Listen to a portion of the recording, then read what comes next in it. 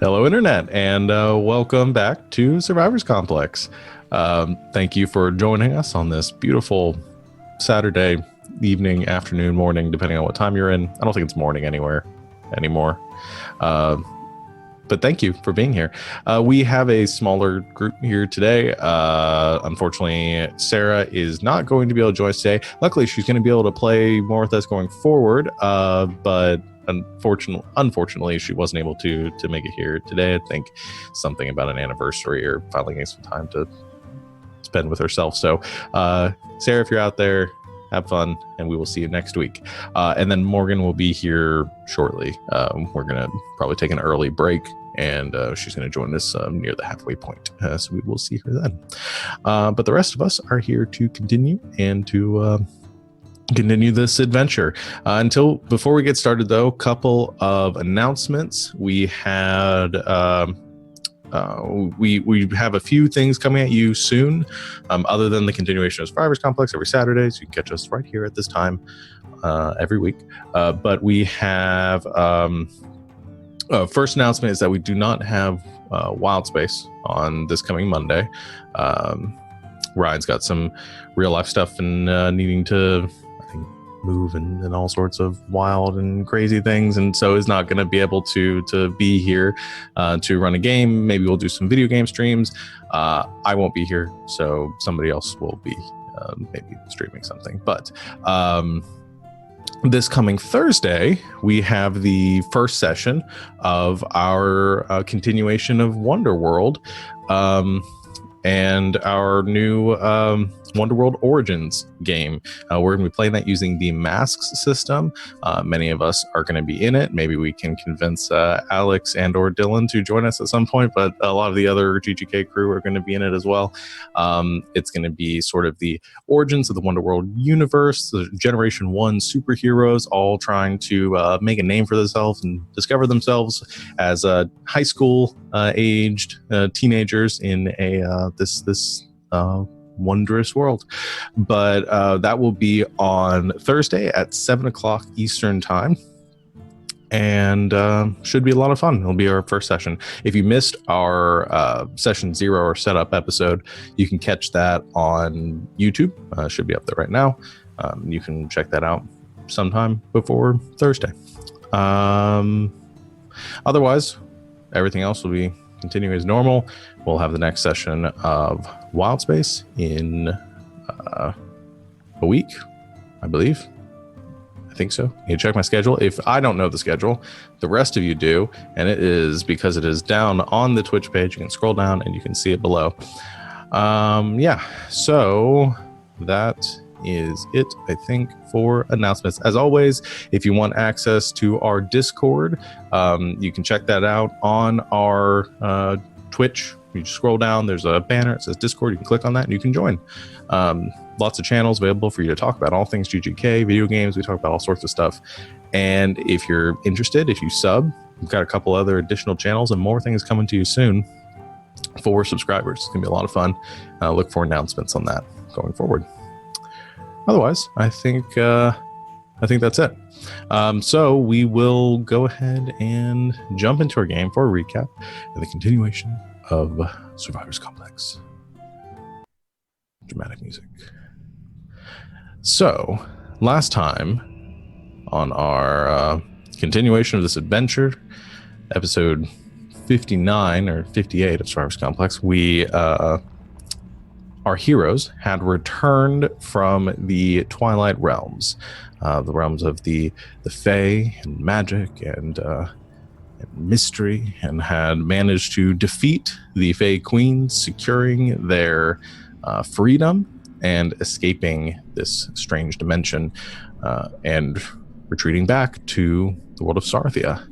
And upon arriving, almost immediately, were confronted with the memories and reminders of what they had been planning to do, seeking out the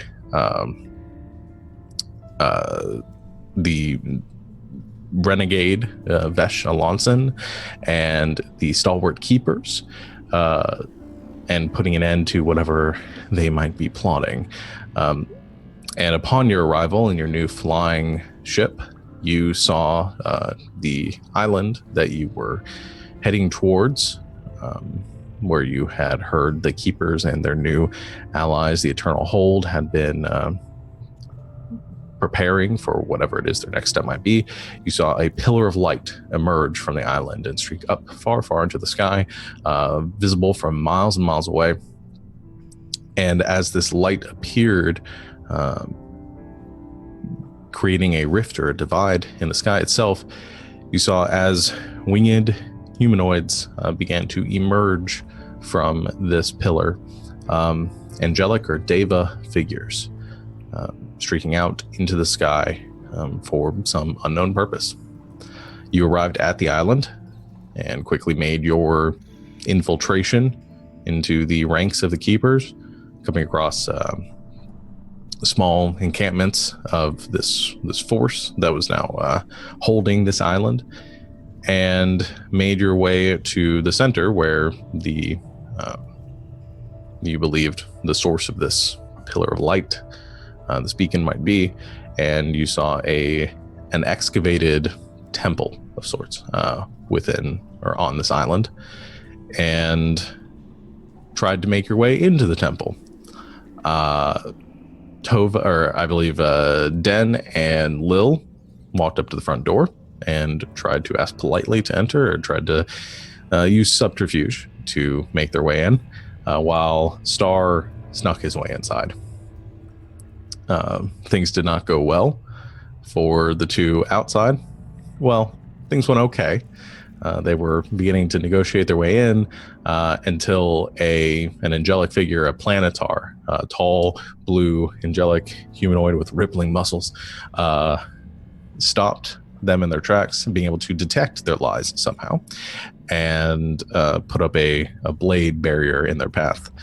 Unbeknownst to them, on the other side, as Star had located Commander Hawthorne at the pinnacle of this domed temple, and had located the rift, Star began to make his way back down, where he wandered across two innocent guards, just standing there, counting the days until retirement, and subsequently pushed both of them into this blade barrier, essentially reducing them to warm salsa. It's almost as if we don't think that these are the bad guys by the way you're describing this. I know. I'm just having some fun with you. But yes, Star sort of set off the chain of events, taking out the two guards inside. And at this point, with blood spatter on the other side of the wall, the conflict began. Your crew, the 4 or the 5 of you there, quickly attacking the planetars and the angels that were standing guard, taking out the Keepers that were stationed there, and without too much effort, taking some heavy hits, you were able to defeat these angelic guardians. And as you heard out in the forest, the sounds of the remaining Keepers and members of the Eternal Hold on the island trying to beginning to approach, rallying to this temple, you began to rush inside. And that's where we're going to pick up in that moment, as the 3 of you, plus Tova and Lil, begin to run into the building. Lil stops. And she looks back over her shoulder, and she looks back to all of you, and she says, "Somebody's got to stay here. They're going to come in right behind us if we don't stay. And I know some of these people, and I'm going to try to hold them here. And the rest of you go in and stop this from happening, okay? I'll be right behind you." Okay. All right. And Tova, kind of looking conflicted, says, "I'm going to stay here too, just for a minute, and I'll be right behind you. I can get there quickly." And they kind of look at each other and give a nod and stand there vigilant at the door, kind of taking up a defensive position as you hear crunching and calls and shouting coming from the forest above at the top of this excavated quarry. Let's go, boys. All right. Portal's just round here. There should be only one person there waiting for us, but we can deal with him. So Star leading the way back the direction that you came from, making your way up the interior of this temple. There's sort of a makeshift ramp that has been constructed. The floors, the levels of this temple mostly being broken away. Looks like they've piled up stone and leveled certain boards and other level, or the fourth level of this temple. Den, you looked like you were going to say something. I was, and then my Zoom froze. Oh, shit. Yeah, I just got an unstable thing. Are we doing okay on the stream? I think it's fine.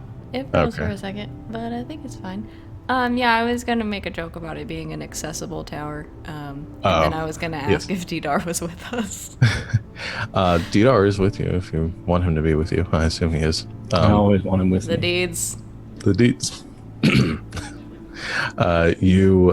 So the four of you, three of you plus Didar, rush up these ramps, and I think as you get to the level just below where Star, you heard the light, and you can hear this kind of humming noise. There's this vibration to this building as you are getting closer to the source of this shaft of light.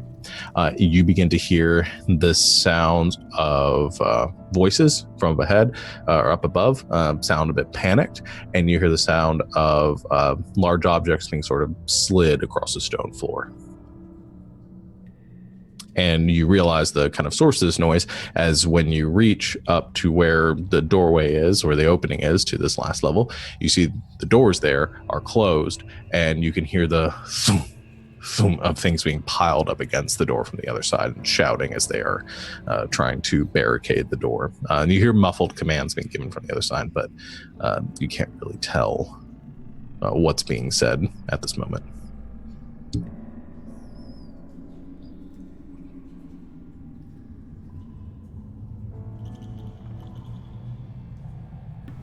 We're just going in. I think that's the best plan so far.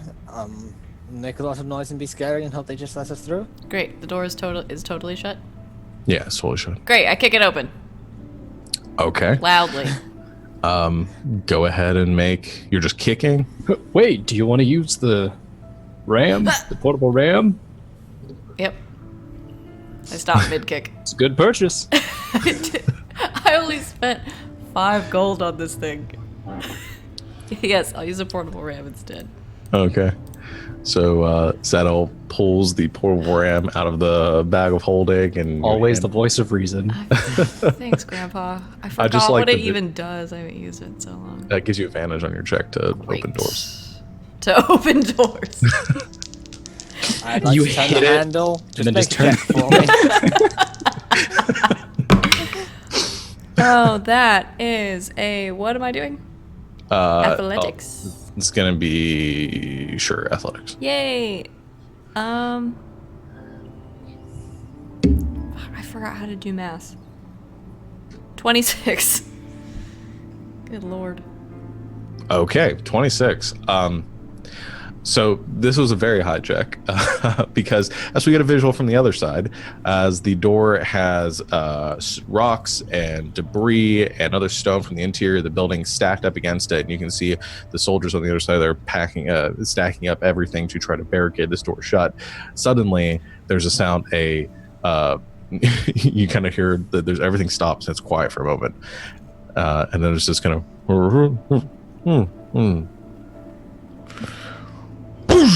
as suddenly I'm really glad I didn't kick it now. as suddenly there is a crack to the door. The stones and everything packed up against it go almost flying across the room, skidding several feet away from the door itself. The wood splintering and shattering, the old sort of decay or decrepit wood structure, what's left of it just rendered to pieces as the door just falls apart in chunks. Giving a little bit of a barricade here, but not so much that you couldn't just walk over it at this point. And the three of you now see, and this blasted open door, you now see the site that you saw before, Star. You see the golden pillar kind of emanating from the center of this room. You see this red and gold fire that is billowing out from a portal just above an altar. And you see 3 figures standing within the room.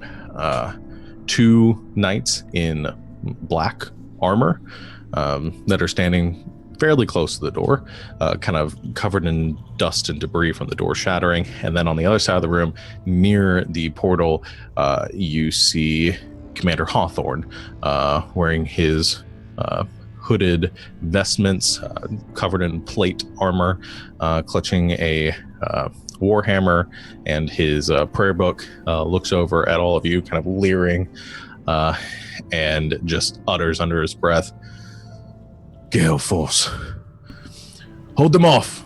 Surprise! I'm gonna need you to roll initiative. Yay. We haven't healed at all from the last fight, right? Nope. Are you very injured? No, DR is though. Oh no, Deeds. That's okay. You can just stay with me. Leave him in the hallway. He'll guard the door.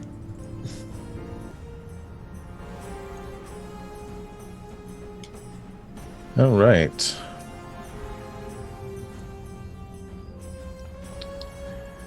And Hawthorne. God damn it. I roll the worst initiative. I rolled really good this time. Rolled a 4 and an 8. And of course, all of you rolled Hang on, I'm changing mine. just me too. fire. I rolled better on my real dice. Oh wait, I gotta roll initiative for Didor. Yes. Deeds. Doesn't count if it's above a 5. Oh, it's above a 5. Well, I guess all of you are going first. So you did sort of catch them off guard. So I guess this sort of All of plays us are out going first in the fiction. at the same time. I mean, you're all gone before them. So as the I'm debris gonna falls, give myself +3 to my initiative for no reason, other than I want it to be 25. Okay, fair. Go ahead and change it to 25. No, I'm kidding. You actually go. That actually puts you at the bottom of the order. Your initiative is too high. Damn it.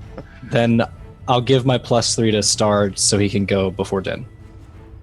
I'm kidding. I'm not, Screw you, Grandpa! I'm not gonna use it. Wow. You could give it to.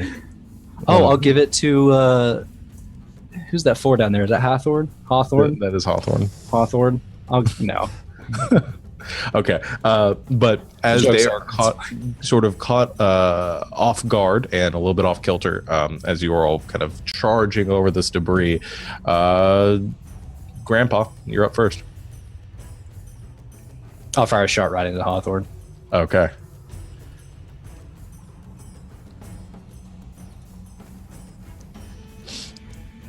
$31. Shit. Yeah, that hits. 24 piercing and 14 thunder, so 38 total. Do I have anything? No, I have nothing against this. Okay, 38 total. I feel like he's gonna be real mad at me. Yeah. So I'm gonna use my bonus action to use my shield. Okay, and you hurl your shield and the air begins to hover around you. Okay, well, that's pretty good. That'll put it to Den's turn. Are any of them right next to me? No, I mean they're within range. You can get to them. I have a 10-foot range. Yeah, you can definitely get to them. So I'm just gonna I'll swing my flail at whoever's closest to me. okay. Well, so, whatever enemy is closest to me. So Let me so you rephrase. charge over the debris, Ah! and the 2 black armor plated warriors are standing before you. I rolled a 1. Well, that's gonna miss. So she actually hits me instead. So I think you flail out with your flail, I really do just like flail. and I think it comes within hitting the the knight throws up his greatsword though at the last second, sort of deflects the ball of the flail out of the way, and just smacks into the ceiling or the wall behind you. The ceilings here are actually being fairly vaulted and high, with a hole in the center for that pillar of light to emanate out of. But yeah, so that attack misses. Anything else? I'm gonna bonus action spiritual weapon. Okay. Spiritual weapon. Same guy. Yeah, same guy. Different dice. I'll put this on the board because I. It's not very good. 19. 19 hits. Yay. Not very good. Well, it was only a 9, but. I mean, I did 7. throw a 31 out there. It 7 points of feel damage. very good. 7 points of force damage to his face. That, however, he unable to recover from deflecting that. The spiritual flail forming the air mid-swing just connects with the side, like right in the shoulder, kind of knocking up a few feet to the right. He regains his footing, gripping his sword in 2 hands and beginning to charge towards you. All right, so that ends Den's turn. Star.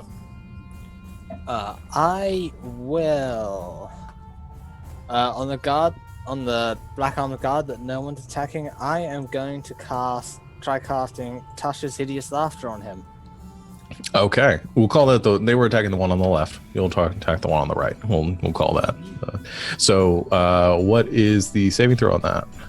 That is a Wisdom saving throw, DC 16. That's a fail. Well, he's going to use this because he's going to use this Indomitable to attempt that one more time. Wisdom saving throw. That's an 8. That fails again. So he fails either way. Attempts to resist it, and then, however, you hear from underneath the helm, just as kind of Tinny just as he begins to double over onto the ground and clutching his gut and laughing as he drops the sword to the ground. I will just shout out to Dan and Sadel to leave him alone for now, and that's my turn. Okay. Didar. He's going to stay with me. Okay. Protect me if Hawthorne comes at me. All right. So that'll put it to the 2 guards, or the 2 knights' turns. The one that's in front of Den is just going to charge, kind of connect and collide with you in the center of this room. Is going to make 3 attacks with his greatsword against you. Let's see. That was a 22. Nope. 18. Nope. 27. That one hits. Please, if that one doesn't hit, then I give up. Nope. Yes, 27 hits. Okay. And then he has hit points. So that is going to be a 13 points of slashing damage. All right. And that is all he has. The other one is at the end of his turn, gets to make another wisdom saving throw. Correct. All right.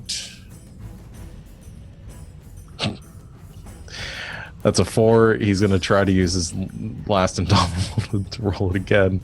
Nope, that's a natural 1. So that it fails. He is just still there laughing at this poor guy. I mean, he looks like. I mean, the laughter is not like a happy laugh. It's like an I'm in pain laugh. It's a little disconcerting and would you say it's hideous? Haunting. It's a little hideous. Okay, that'll put it to Hawthorne's turn, and Hawthorne, as he sees the one that is doubled over laughing, and the other one that is currently engaged with Den, just shakes his head, holds his prayer book in one hand, and begins to mutter. However, instead of charging, he is going to instead hold out a hand and towards Sadel. And you see a light of radiant energy or a ball of radiant energy form in his hand, and then go streaking across the room as he casts a guiding bolt towards Sadel. And that is going to be have an attack for that. That can't be right.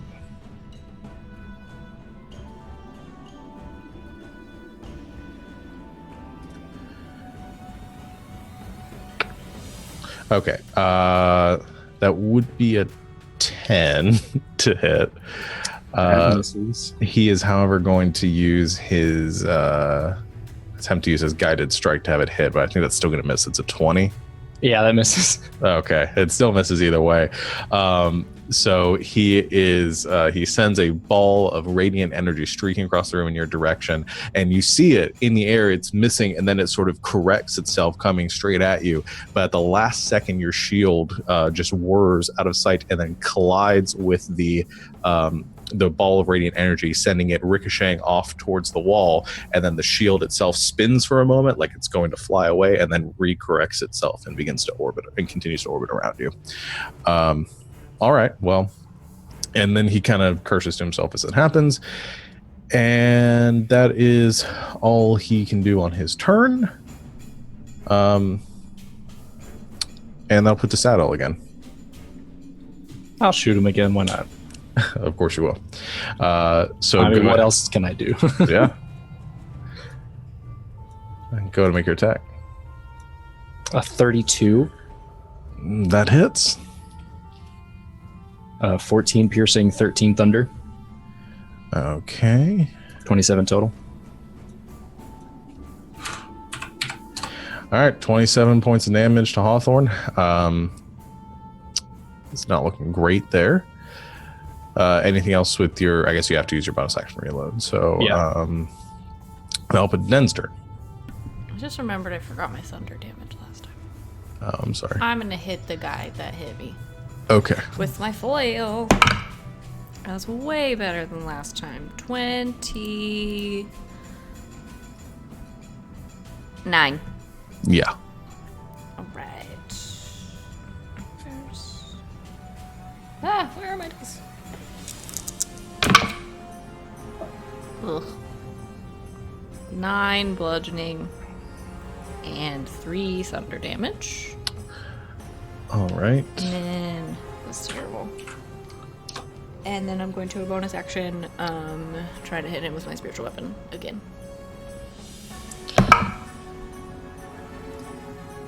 $16. 16 does not hit. Okay, I didn't think so. Crap. All right. Star. Muted. I am going to go and attack the guy that Den and the spiritual weapon are currently wailing on. Okay.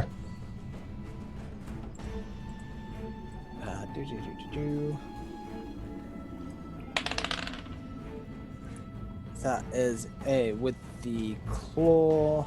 Gotta find it on my thing. 19. 19 will hit. And Den's there, so sneak attack. Yes. So that is 35 slashing and 4 psychic. All right. 39 points of damage. Whew. All right. He takes as he's swinging back at Den. Bonus action to attack with my dagger as well. Okay. Yeah. Finish that.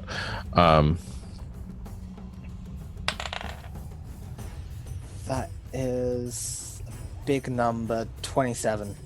Okay. Yeah, that hits.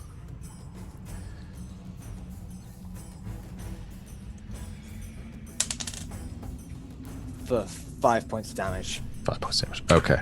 So as he is swinging towards Den to connect, there is a flash of white and black behind him, Den, and a streak of blood across the ground as Star's claw kind of slips right between 2 of the plates on between the front and the back guard, and you hear this this knight give out a cry of pain from underneath his helm as he retches away from Star, tries to sweep backwards as you come in for one more strike, and sort of duck out of the way of a sort of a frantic swing of his right arm back towards you. All right. So that will put it to Didar's turn. It's He's gonna just hang gonna back. stay with you. Okay. And then the two knights, the one that is not laughing himself to death, is going to make an attack. He's going to make one attack with his, there's going to be 2 attacks against Den, and then one back towards Star. That's a 16. No. 18 against Star. I think your AC is 19. Star's AC is 22. Oh, shit. Yeah, it's more than... I'm thinking... I still have your old numbers in my No, head. 20, sorry, it's only 22 when I've got... no, AC is 19, sorry, you were right. I was Okay. getting numbers wrong. Yeah. So I'm remembering it with haste from last week, that's the problem at the minute. There we go. And do you get the... I forget you get the additional if it's... That's... You get something if it's dark. If it's dark or dim, I get a bonus, yes. Yeah, but that's... I'm just going to... It is bright light in here right now. Yeah. With the light. But either way, it misses. So he makes 3 attacks, all 3 of them, 2 of them hitting off Den's shield, and then he makes one kind of spinning attack back towards you, continuing the strike that Den deflects, and you just easily dodge out of the way. He's then used a bonus action, kind of let out like a roar from underneath the helm. He actually rips the helm off and throws it back to the ground, and just kind of amping himself up. In that moment, he sees a darker skinned man, bald head, has some scars across his face, and you do see around his neck this pendant of Alarius there, and he is going to use his bonus action to give himself some extra hit points. And then me and Star low 5. Yeah. All right. The other one makes a saving throw. Nope. That's a 7. We'll put it to Hawthorne's turn. Hawthorne's taking a bit of a hit, a few big hits at this point. And he is going to... Okay. He is going to continue to kind of mutter under his breath and continue to pray. And as he does, he is going to conjure, and you see appearing sort of right in front of you, Sadel, a floating like battle axe that then strikes out towards you as he conjures a spiritual weapon. That will be a 15 hit, so that'll miss. Yep. As the spiritual weapon strikes out towards you, you duck out of the way easily. That's his bonus action, and then he is going to run into the fray, and actually kind of you're between him and the guard and the knight Star, so he is going to attempt to make 2 attacks towards you with his maul. Mm-hmm. Well, he is much better at hitting than he is spellcasting, because that is a 25 and a That natural hits. 20. Uncanny dodge on that 20.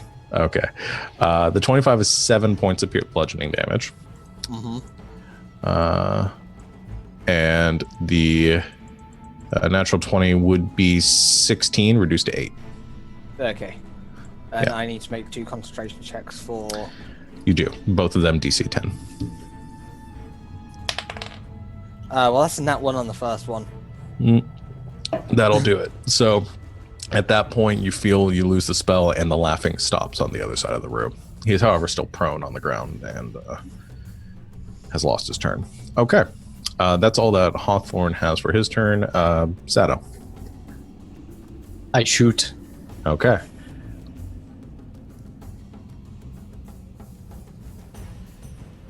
$25. All right. Oh my god. Holy crap. It's because I rolled 4 6s on that explosive damage. So that is 43 piercing and 12 thunder for 55 total. Exploding dice!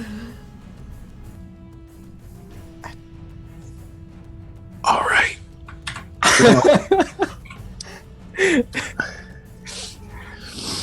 He So- explodes! I mean, he does because he's dead now. You take you take aim as he's running across the room and smack Star twice, and you see Star sort of fumble and stagger backwards a bit. As he does, he's yelling, is going in for the third hit, and there is an explosion across the room as Sadel lets out a shot.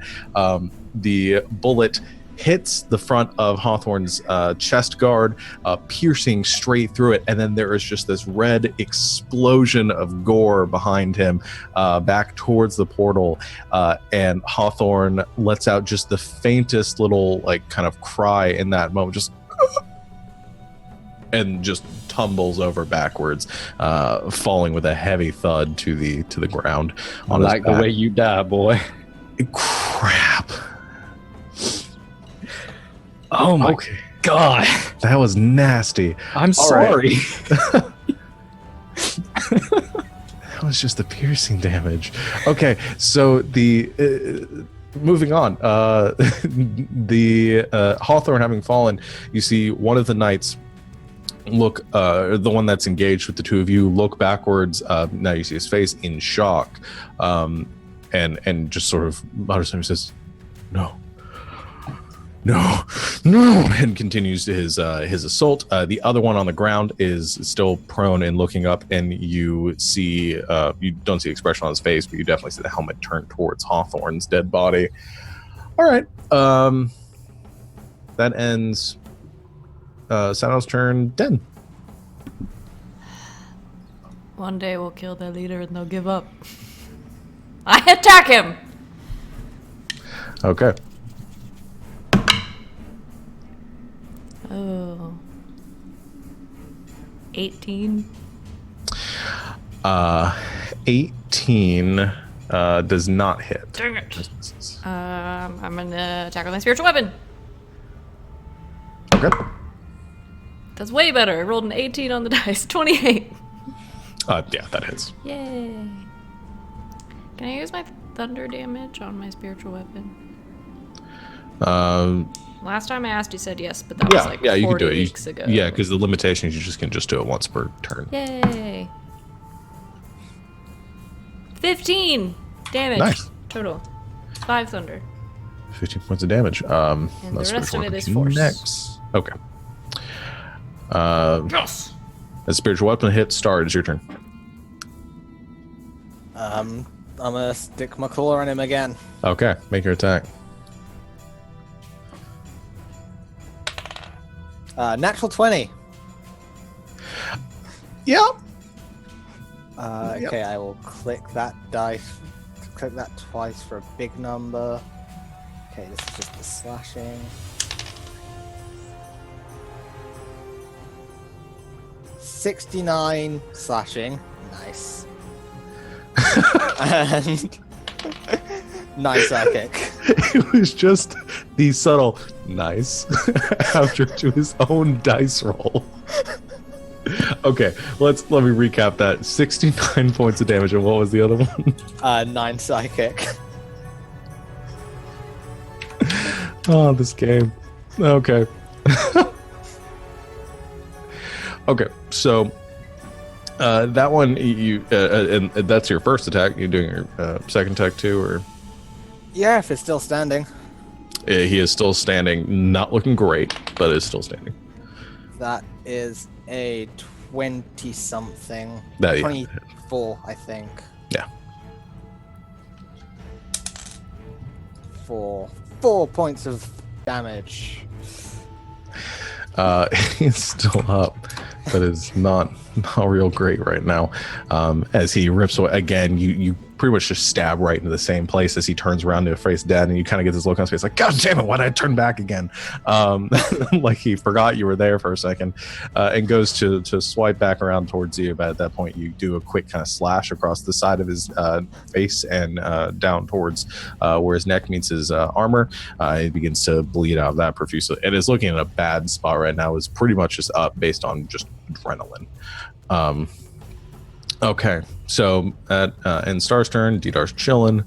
That will put to his the knight that is currently engaged with all of you is going to let out a cry and continue his barrage. This time, frustratedly, he's going to make his 2 attacks against Star and wheel around against Den.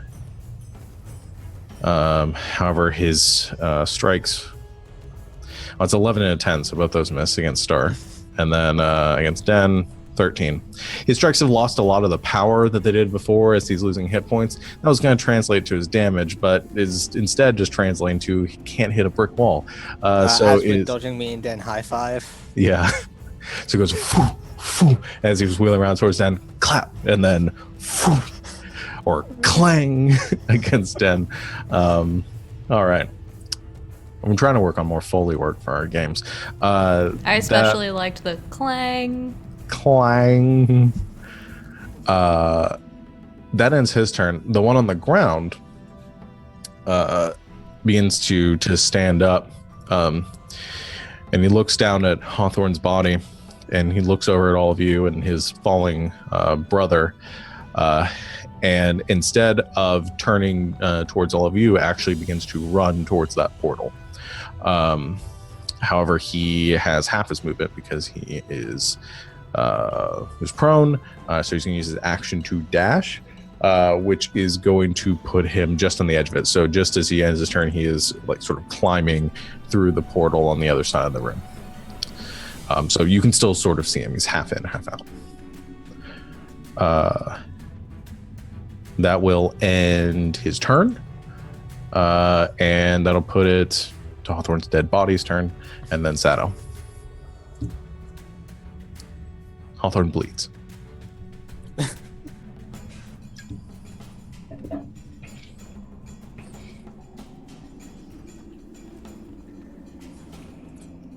Should I just shoot him? Which one? The one that is a hair's breadth away from death, or the one that is running? The one that's running. Yeah, sure, why not? I'll shoot him. Okay.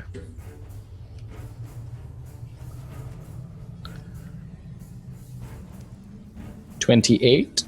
Only a 28. Yeah, that just hits. Only a 28. 23 piercing and 16 thunder for 39 total, yeah. All right. Everything's sort of anticlimactic after that last one. It's just never going to have the same zing. Yeah. All right. 4 6s on explosive damage. Like, yeah, that's pretty nuts. As the bullet hits, it almost ricochets off the armor, but actually ricochets sort of up under the helmet, blowing the helmet off his head and then leaving sort of a streak of blood across the side of his face. And he turns back over his shoulder, doesn't seem to turn around, but definitely like locks eyes with you in that moment.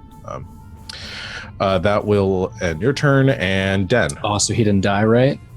No. Cool. Then I just want to say, don't run, boy. It'll only make things worse. Okay. Yeah, I'm not going to have you make an intimidation check because I don't know if that's necessarily going to have an effect here. But go ahead, we'll go to Den's turn and we'll see how the rest of them behave. Grandpa's scary now. He is very scary right now. The one guy's still alive, right? I imagine Saddle's grown out a little bit of stubble. Yeah, he's still alive. Yeah, he's I'll edgy smack him. grandpa now. Yeah, go ahead and make your attack. 23. That'll hit. Yes.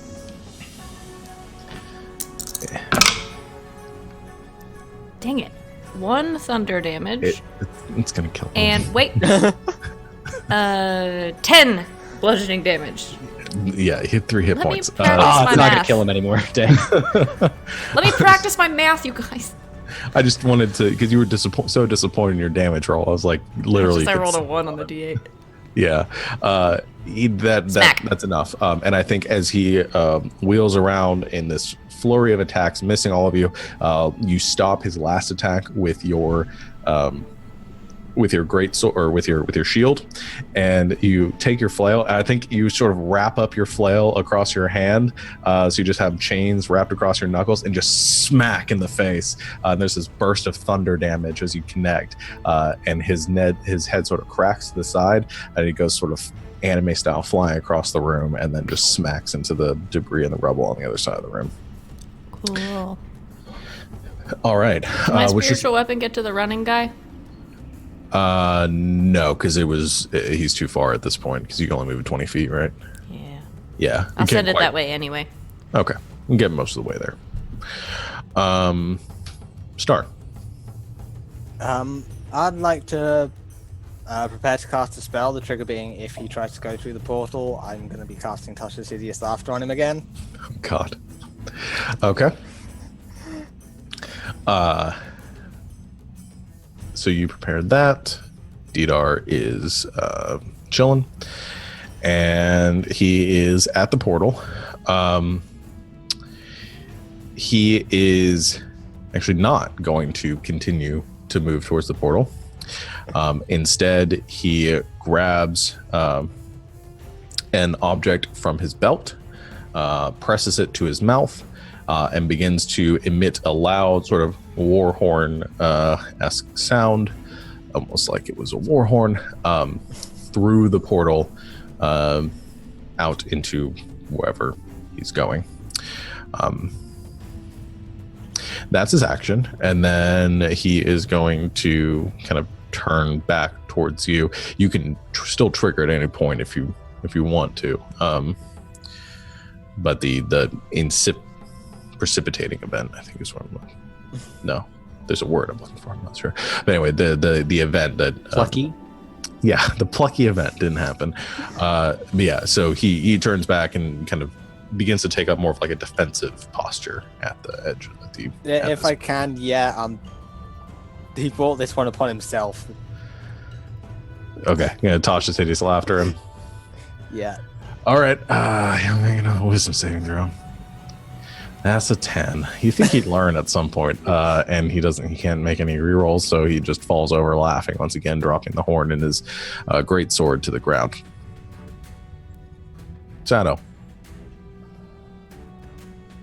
I'm gonna. Oh God, I don't know if I should just wait or go through the portal. See what's on the other side. We'll see what's on the other side of that portal. Okay, you want to make a mad dash for the portal? Yep. All right.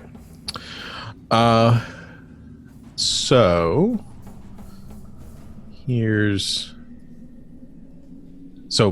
just going to go ahead and go out of initiative because there's not really anything, and he obviously has proven he cannot resist the spell. So I'm just going to say it's just going to last. All right, so we're going to initiative here. So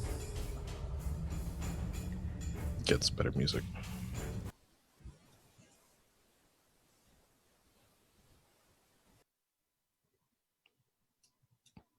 There we go.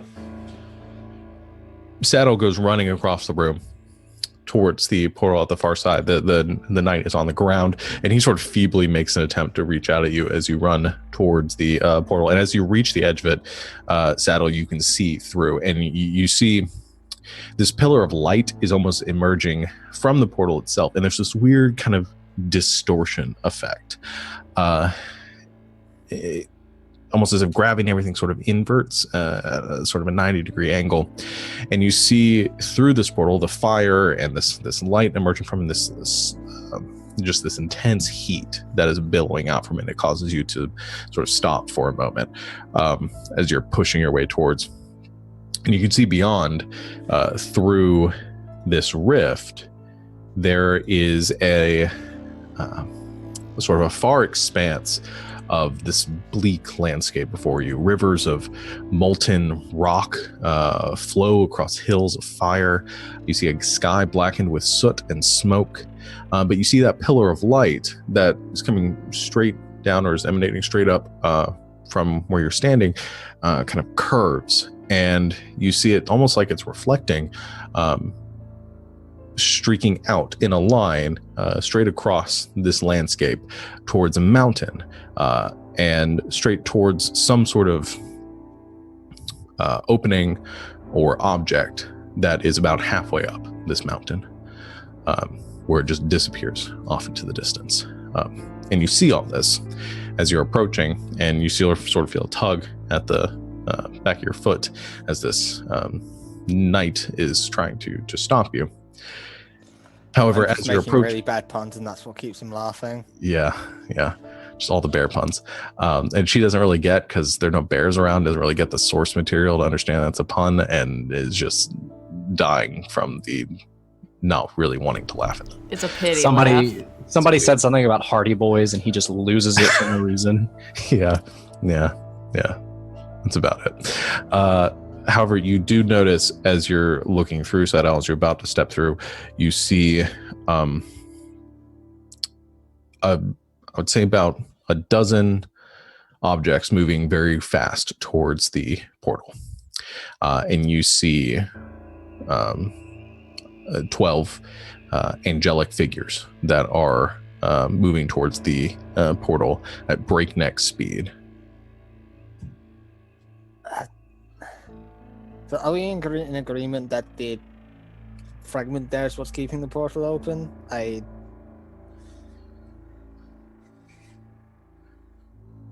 Your guess is as good as mine. Okay, I'm gonna do it this time from a distance. I'm casting my mage hand and using that to go in, grab the fragment, and pull it off the altar. Okay.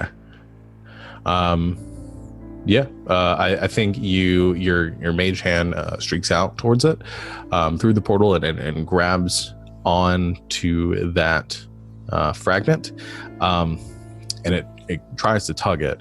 I think the limitations on your mage hand moves like 10 pounds or 5 pounds or something like that. I will double check. I believe that's the case, though. I'm just going to make sure my extra stuff in mage hand doesn't change that limit as well. Yeah.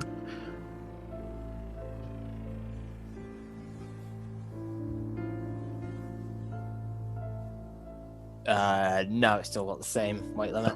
Okay. You see it grip on, and it's sort of trying to pull at this object that's sort of suspended a little bit in the air, and it's just not moving. Like it is just stuck there. Well, I could take a shot at it. Destroy it. Try it. Wait, I'm confused. Have we gone through the portal yet? No, you haven't. The angels are on the other side of the portal, moving very quickly towards you. Is that not where we need to be?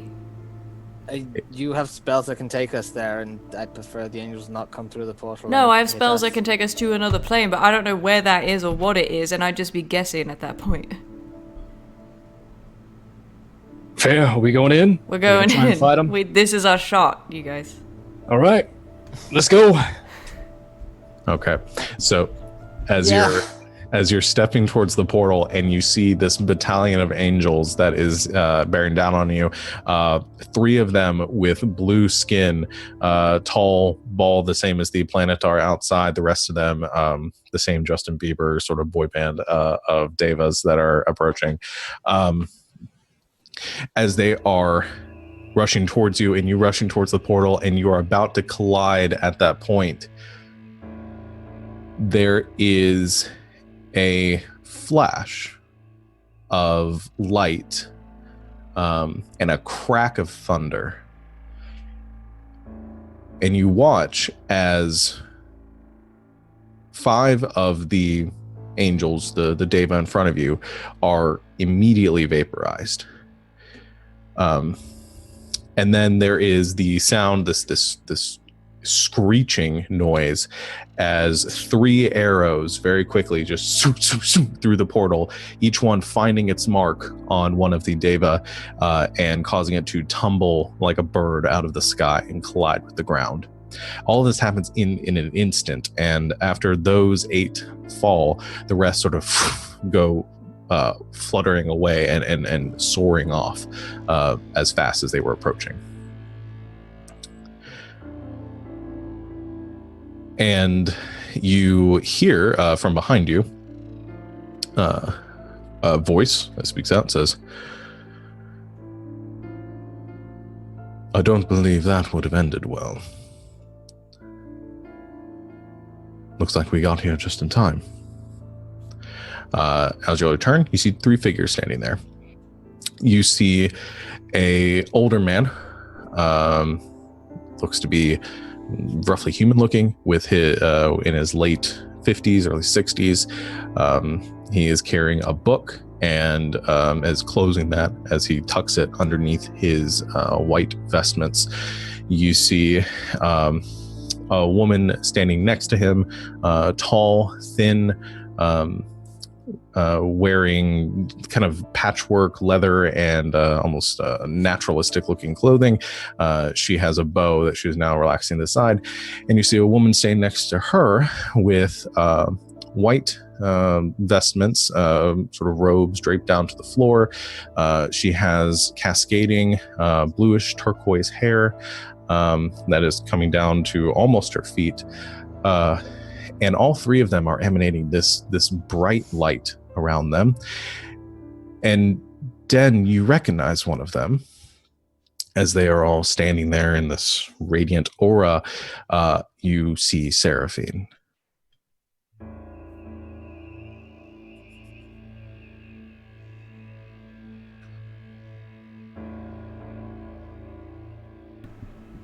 Oh shit.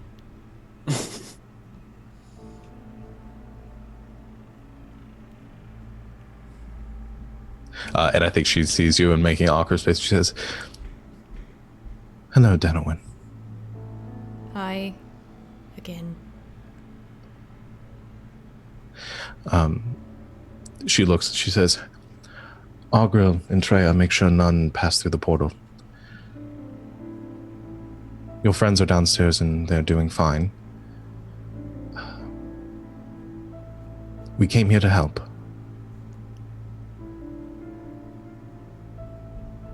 Oh shit.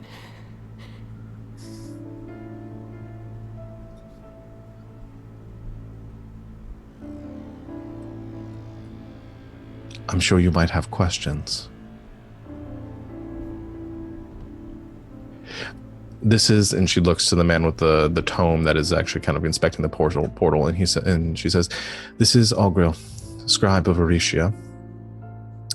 Antrea, guardian of the sister moons, Lelavath. And I, to those of you that don't know me, Seraphine, storm maiden of Alarius."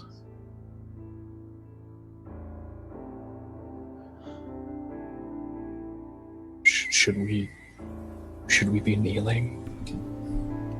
I don't think so. I just sort of uncomfortably sort of do like a cordial, not like a full bow, but like a. I think there's a funny moment as you're going to bow. The man on the ground the other night, who's does the spell last for a minute or? It's a minute, yeah. Yeah, he stops laughing and is beginning to get up, and you see the older man with the you see Augril kind of wave his hands over to as the knight is going to grab his sword and stand, waves his hands and says, "Sleep, child," and the knight just falls back on the ground. See, that never worked as well for me when I could do it. Take some practice. Oh, well, thank you for your aid. He says, "No need for formality. We were sent as delegates, you could say, to aid our faithful in their moment of need. We presented ourselves here knowing that some of our devotees are pitting themselves against this threat. You've done good work, Sadel. Our Lady is very pleased with you. Glad to hear that. I was sort of starting to second guess myself. Well, thus is the prerogative of mortal kind.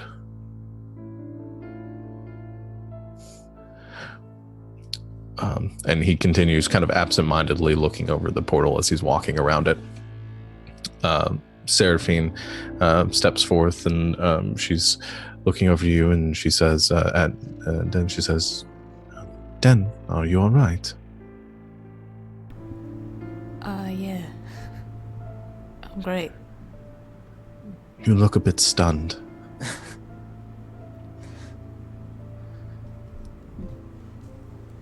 Did you not think that I would come to assist you in this peril that you face? Oh yeah, but I didn't think you'd like walk in the door. It took some time for us to get here. Things are grave across on the plains. Yeah. We've been trying to calm things as much as we can, but the armies of the Divine are in chaos right now.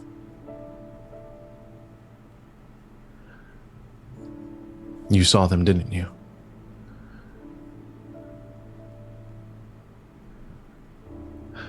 And you see Andrea, who is standing near the portal, and she has her bone drawn and sort of looking out through the fire.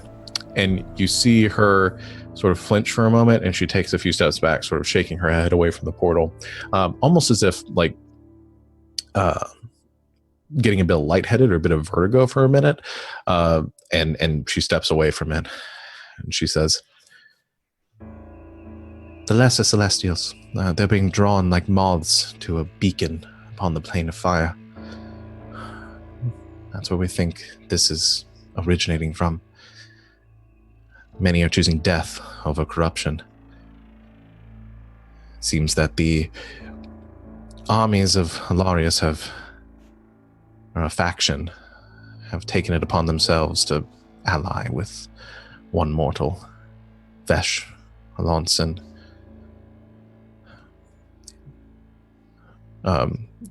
She says, we have tried the best we can to intervene, but it's dangerous for us to get too close to whatever's causing this, lest we be binded too."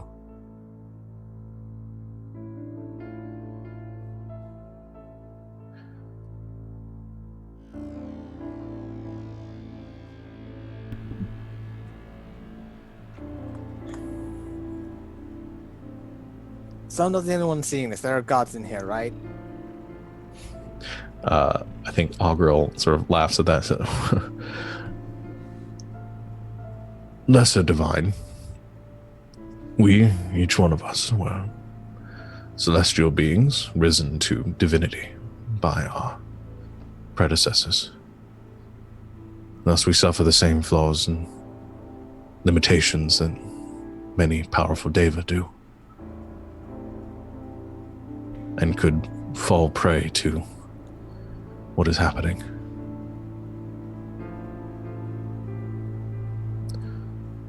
He looks over the three of you, says, "The three of you have had run-ins with this Vesh before. I only know what is written in story and song. What are her motivations here?"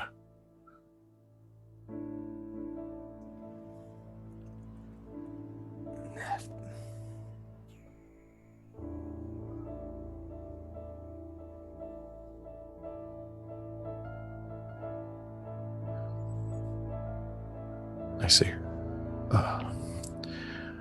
Our fear is that she's attempting to revive Alarius That's what from the her angels bindings. seem to think. Such a thing could not be accomplished by a mortal. It matches up with what Natasha told us before we executed her.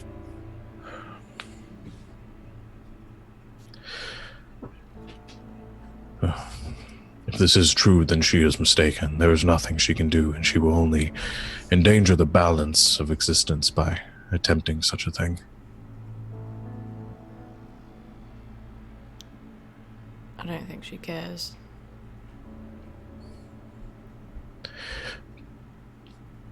Do you think you can stop her?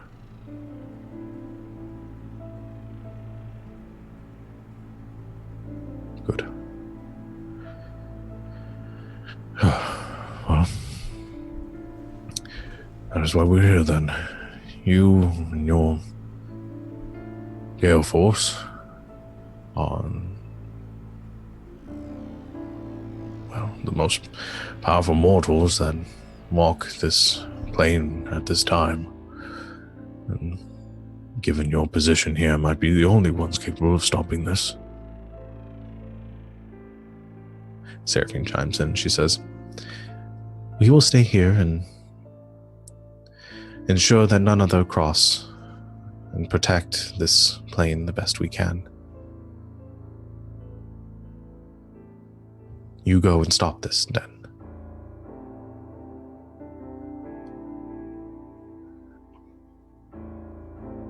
I think Augril says, or looks at Sadel and says, "Our Lady's blessing is with you. You have the fortitude and the knowledge to do what is right. Go now knowing this." And then Andrea, I think, turns to Star and she says, "Child of the moon, Our Lady watches over your people. I know not your devotion, but know that she watches you as well."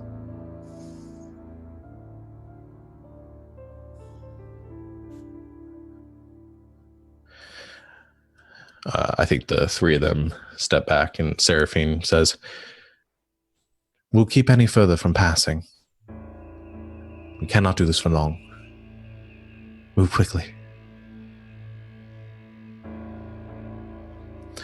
And at that moment, the three of them glow brightly, and then you see six wings, or three sets of wings, emerge from their backs, and they all quickly shoot up through the hole in the ceiling and go kind of spinning or spiraling around this pillar up towards the sky.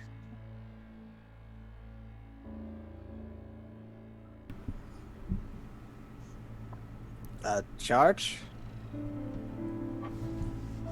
I told that shithead Planetar.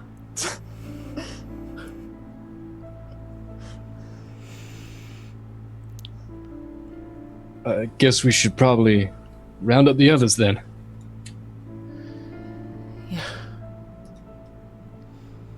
Yeah. So you head back down to the first level to find Lil and Tova.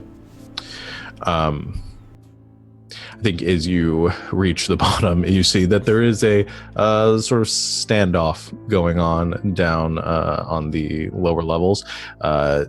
Lil and Tova are standing there at the gates, at the entryway, and you can see it now, kind of having come down into the quarry, a few dozen of the stalwart keepers, and then a few dozen also kind of scattered among them of the Eternal Hold.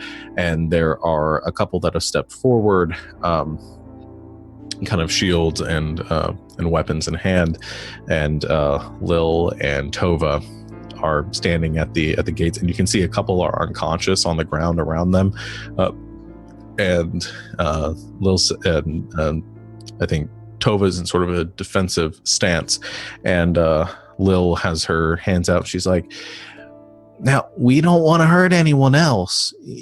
Trust me." She looks around to some of the members of the Eternal Hold and says, "I'm one of you. I trained with the Hold. I learned everything there, and something's going very wrong here." And as she motions, she looks back. She sees you. She says, "What happened?"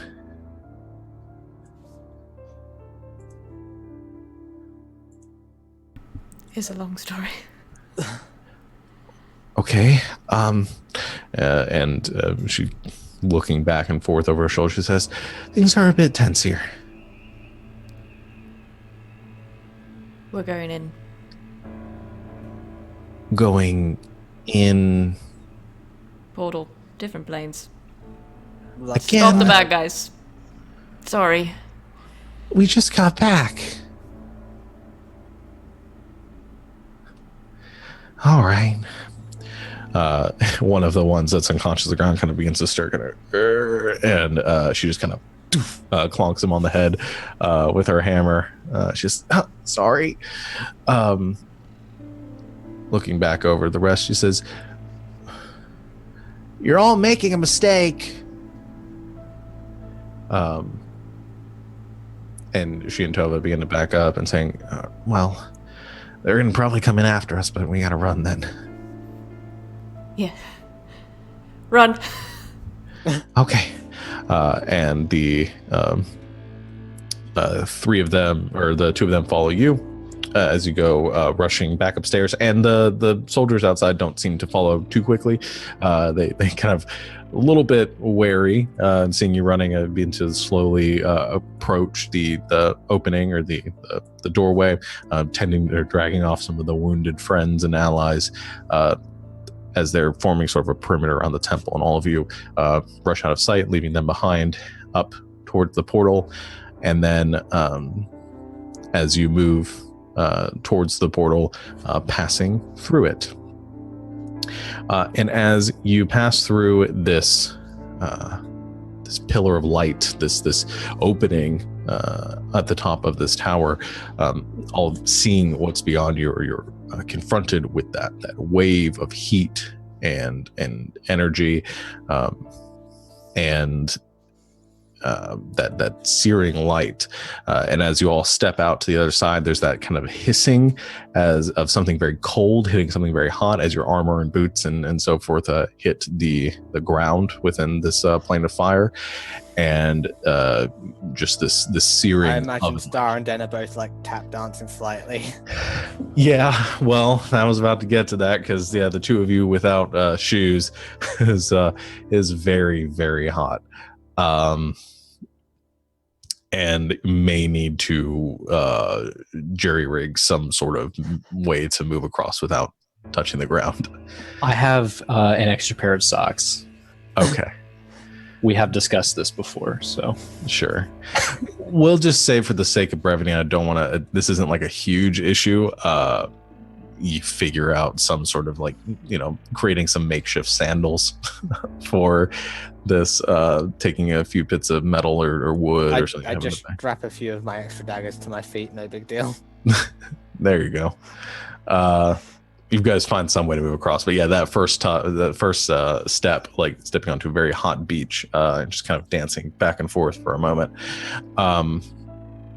And like I said, is blisteringly hot, if I haven't made that obvious.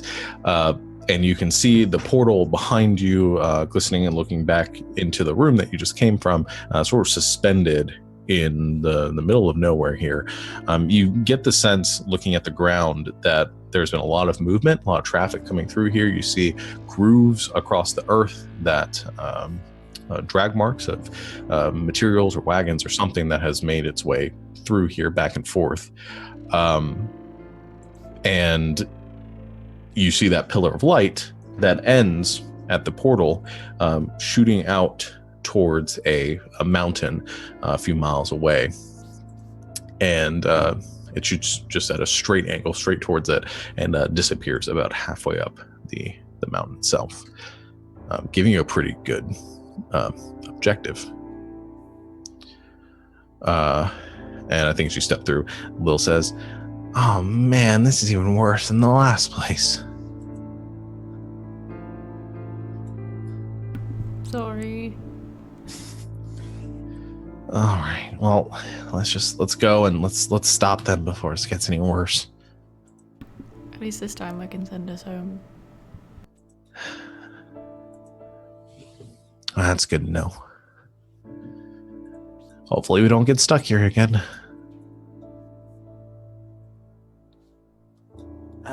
Please don't jinx it. I think the portal sort of like wavers for a minute as you're standing by the altar with this small fragment of the celestial shard. And the altar is here. I don't think I quite made it clear. The altar that's on the other side of this portal is sort of quasi-real, like existing in both the room that you came from and on this plane of existence. And then on top of it is that that fragment, the small little sliver of that shard that you saw taken by Vesh, just suspended a little bit off the altar. So, following the yellow brick road, no healing or anything. Maybe a little bit of healing.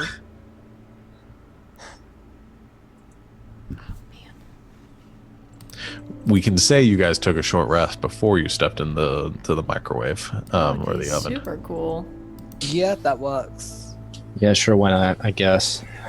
I'm just giving you the opportunity. This is the you've reached a point where you can save. Would you like to do so? Short rest. We've found a bonfire to rest at. It's all around us. Okay. So everybody go ahead and roll some hit dice.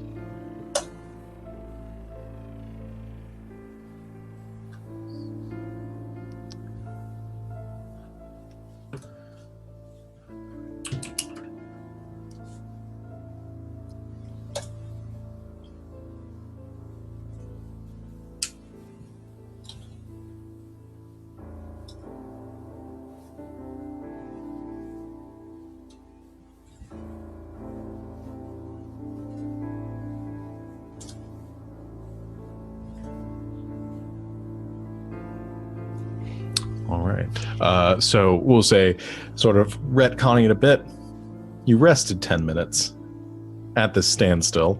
Maybe one of you keeping watch on the staircase to make sure none of the keepers, maybe they're trying to come up the stairs. You said there was like a makeshift bridge ropeway leading up to this room. Yeah. Can we just say we just totaled that, getting rid of that? You just break it down. Okay. Yeah, I like it. So you break down a couple of the stairways and make it very hard for them if they want to try to get back up here.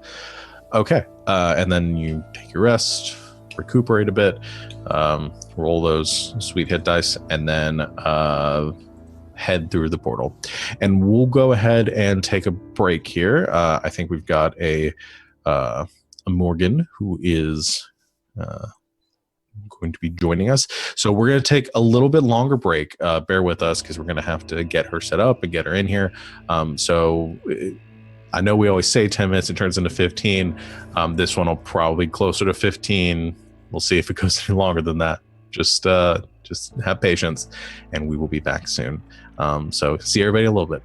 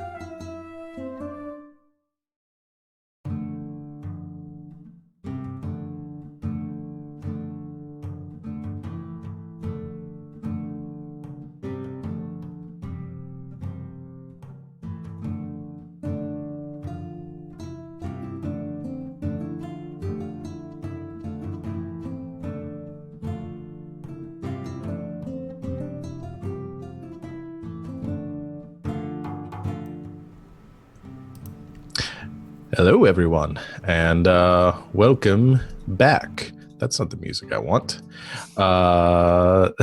Thank you for bearing with us. We got a Morgan back.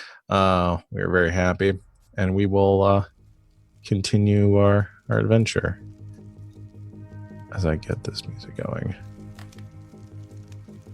Hear those fire sounds?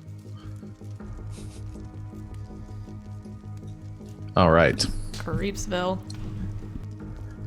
So, as you all step through the portal into the plane of fire, you see the golden beacon, the pillar of light stretching out ahead of you, miles ahead, and this expanse of molten rock flowing, like I said, like rivers across this landscape.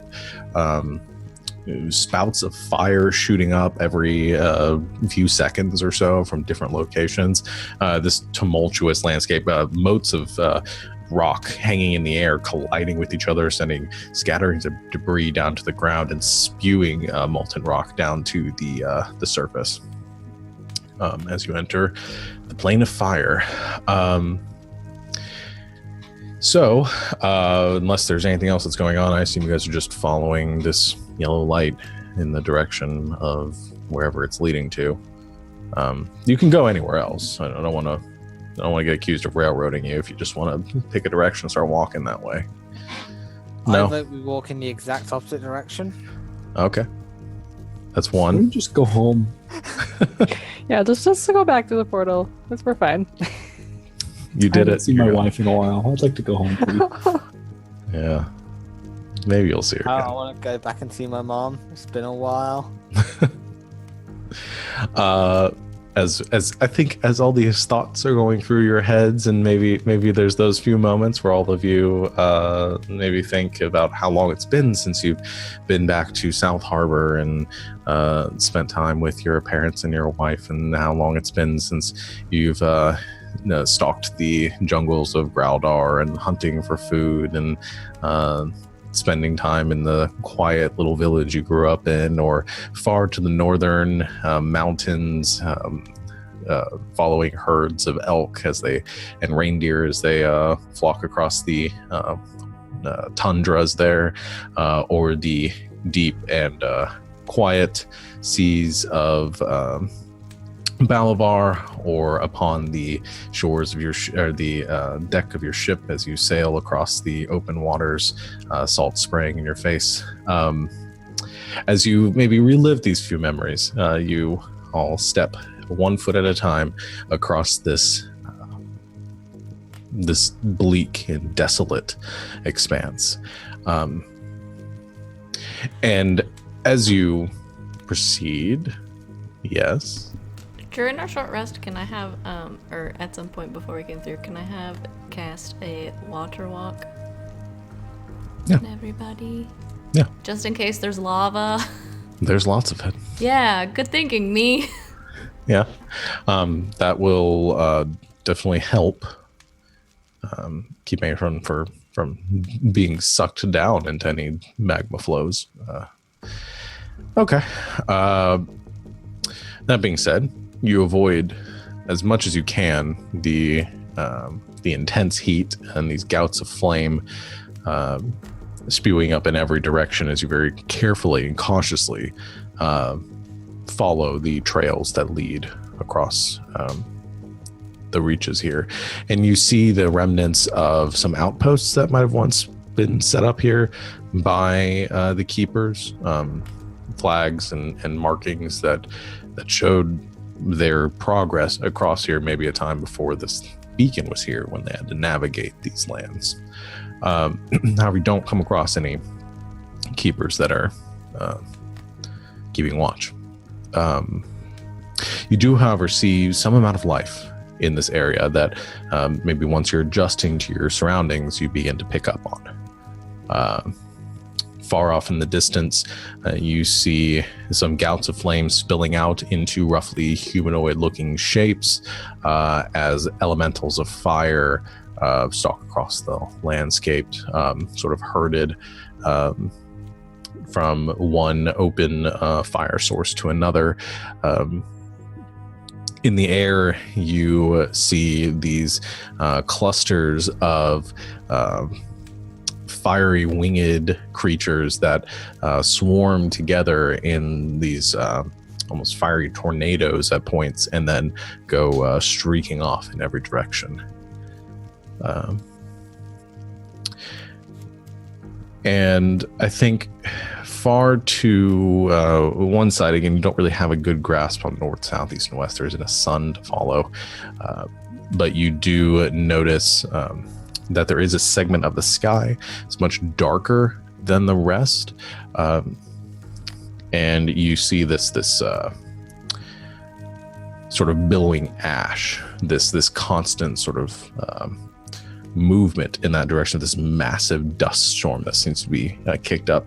And you aren't exactly sure what it is, but maybe those of you that are more familiar with the planes of existence might maybe recognize that as maybe you're close to the boundary between two of the planes, perhaps the plane of water and the plane of fire, or the plane of fire and the plane of earth. But it's a very distinct sort of line of activity, seismic or natural activity in that direction. But you travel this way for the next hour or so, and it is rough traveling, and it is hard traveling, and in fact, I need all of you to make a Constitution saving throw. It is so difficult. We get a plus from Lilibet. Yeah, I'll say you guys are sticking close to her and her nice, warm, radiant, or maybe it's not warm here, maybe it's cool here. This cooling, radiant aura that seems to emanate from her. So you can all add +5 to whatever you roll. That's another nat 20, so 26. Nice. My dice 28. rolls are on fire tonight. Nice. Yeah. 28 for me. Awesome. Tidar got a 10. I But also got a 10. Nice. And I got a 24. Okay, so everyone but Tova and Dieter. Oh, I need to roll one for a little bit. I feel like this makes sense, though. 30. That's fair. Oh, no, wait. That's... I don't know if that's with or without. She added them That's to her with sheet. the... Yeah. So 25. So that's pretty good. So everyone except for Tova and Didar make it. And I actually don't know if this will affect Didar. Can Didar gain exhaustion? Okay. Nope. So just Tova. You gain 1 level of exhaustion. Cool. Welcome back. Hecka hot. I mean, yeah. it makes sense. Yeah, it's very hot. And yeah, I mean, this is a climate wholly different from anything that you're used to. Even more so than the time you spent underwater or in strange, gigantic forests. But around the end of this hour, you reach the point where you guys are about at the base of this mountain range, and that pillar of light is very clearly and defined, streaking straight towards a segment of the mountain, about halfway up, a few hundred feet from the base. And as you reach the bottom of this mountain, you begin to notice a few things. One is that there are plateaus or levels that seem to be almost carved into the mountain. And in fact, as you are approaching, you recognize these as sort of gigantic stairs leading all the way up. And you can see the remnants of ladders that have been built and ramps that have been constructed by the keepers to navigate up these steps.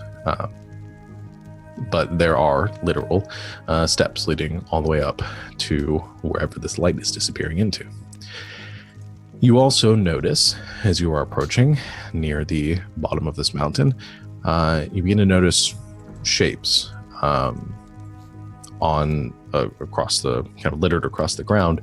And as you get close enough towards the base, you begin to see the petrified remains of kneeling angelic figures. You see stone or statued angels in various genuflecting kneeling positions scattered throughout this landscape, and they begin to cluster and grow in more in abundance as you approach the bottom of the stairs.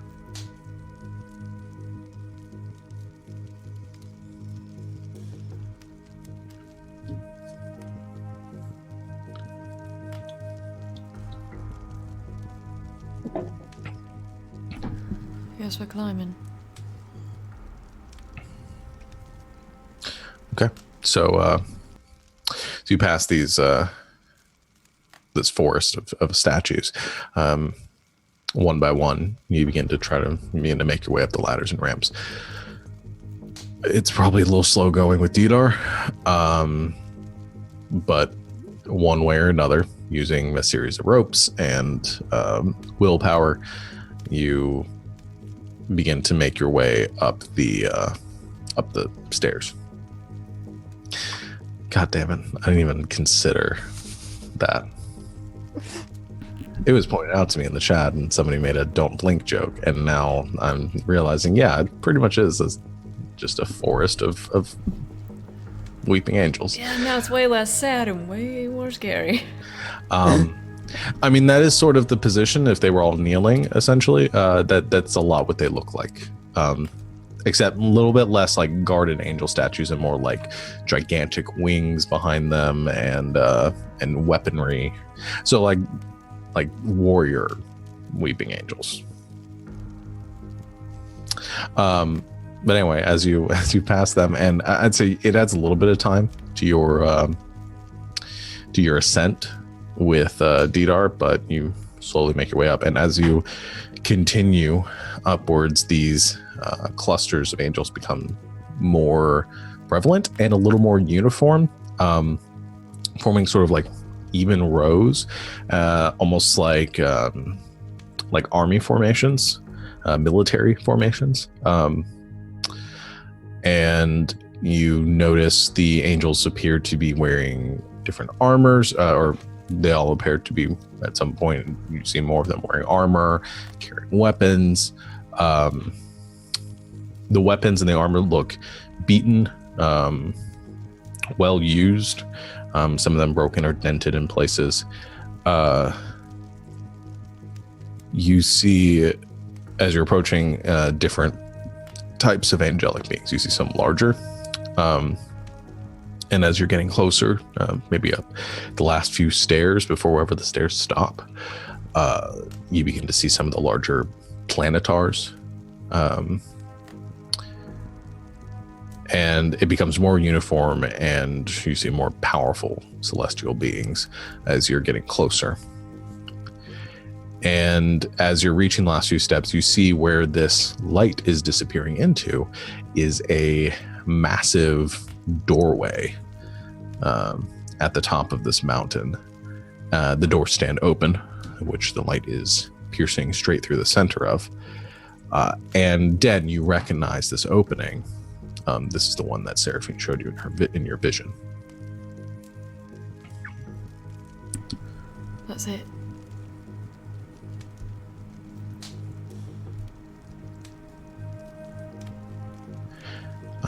And you notice one other thing as you're seeing it. As you're approaching and you've noticed as you're going up, there's been this moment where you'll hear like this thud. There's like a tremor slightly. And there will be this sort of slight, like dim flash of light at this entryway. And as you're getting closer, you're also noticing that is followed very quickly by a figure flying out. So it goes in the progression of this pounding followed by this flash, and then a deva goes flying away. I have to stop this.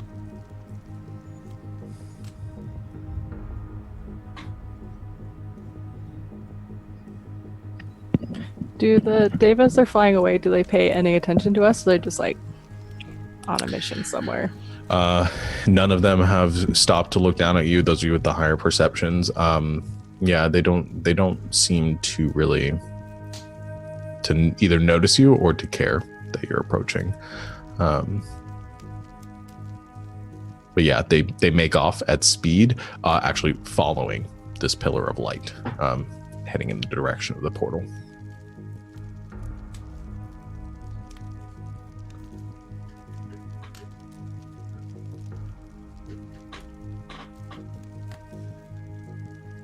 So, are we doing our usual and running in guns blazing and hoping for the best?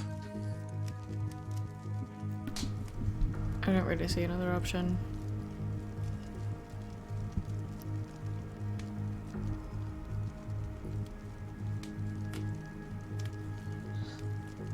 Okay. I go in. Just waiting for somebody to let me know that's what you were doing. All right.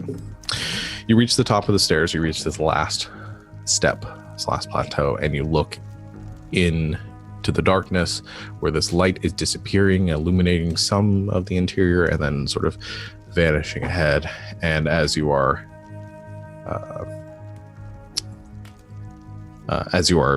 standing there and watching out, there's another kind of that flash of light, and another angelic figure comes soaring out overhead, and this time you see it sort of look down in your direction as you are all standing here, and you notice almost a pained look across its face, and you notice that these deva are also wearing what look to be sort of chains across their bodies. These like spiked chains that seem to be wrapping across their body, like they have a brace around their neck, and then the chains themselves sort of wrap around the torso and their limbs.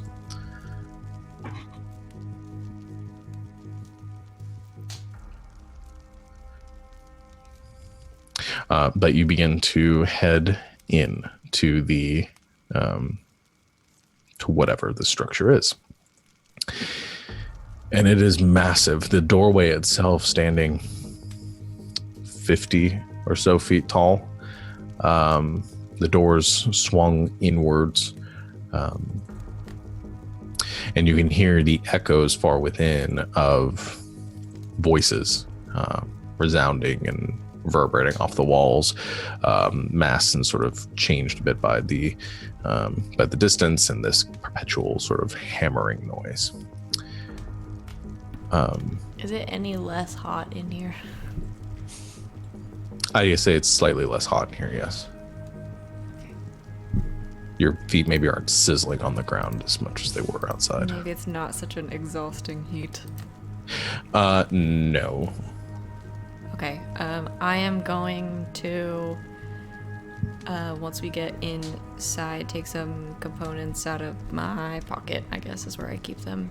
Never had to think about it till right now. And I am going to cast Greater Restoration on Tova, because you can reduce the target's exhaustion level by 1. Fair. Which I didn't know that spell could do till about 5 minutes ago when I read it. Okay. Yeah, you spend the 500 gold, or it's like materials 100, yeah, of 100 gold pieces. Okay, and you're exhausted. It sort of gives you a 5-hour energy drink. Gives you that burst of energy to get you through the harsh walks across the plane of fire. You do your best. Thank you.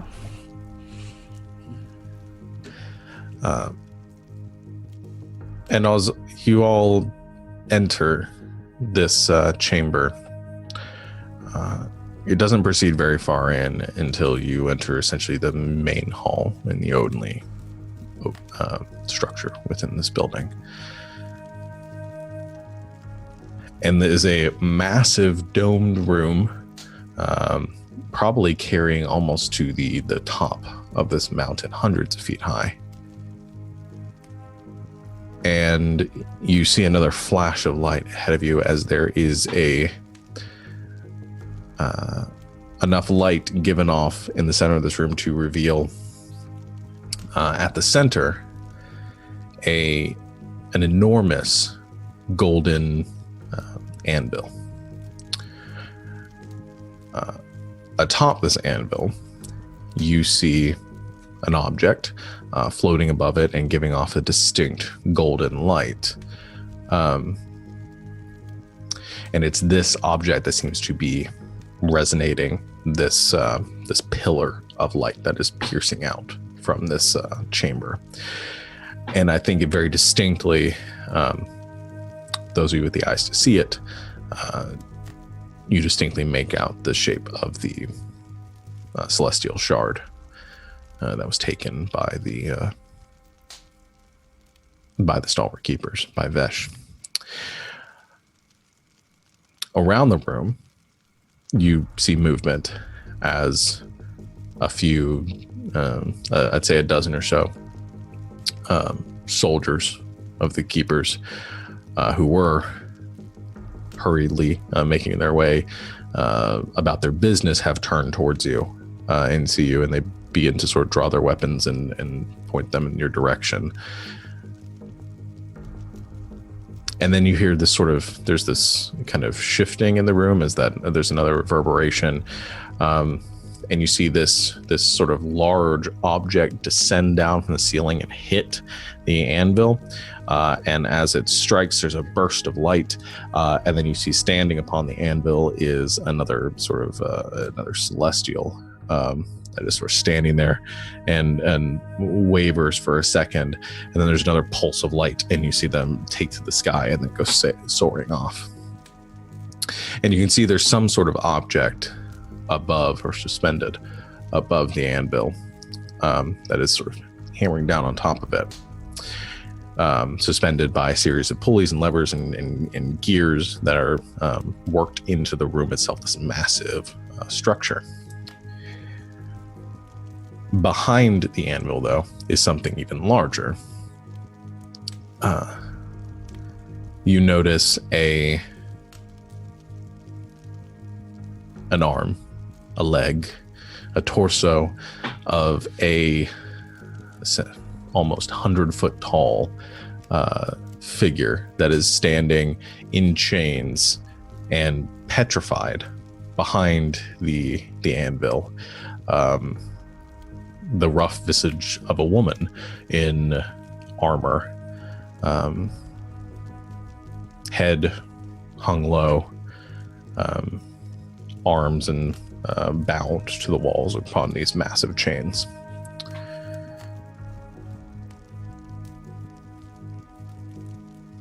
And you also notice around the room there are 6 other in a semicircle sort of around her. There are 6 larger even than the planetars,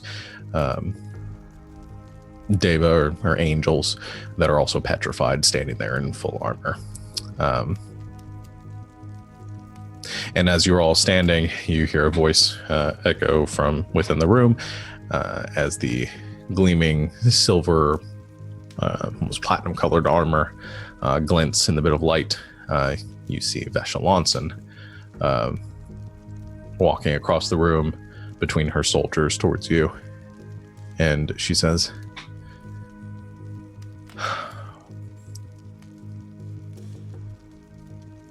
I knew it wouldn't be long until you made it here. Gale Force.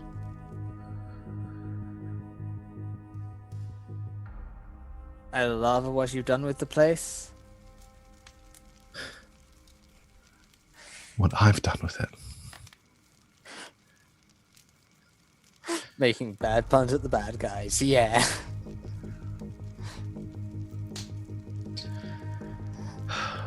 Do you know where you stand? Do any of you understand what this place is? I think we understand enough.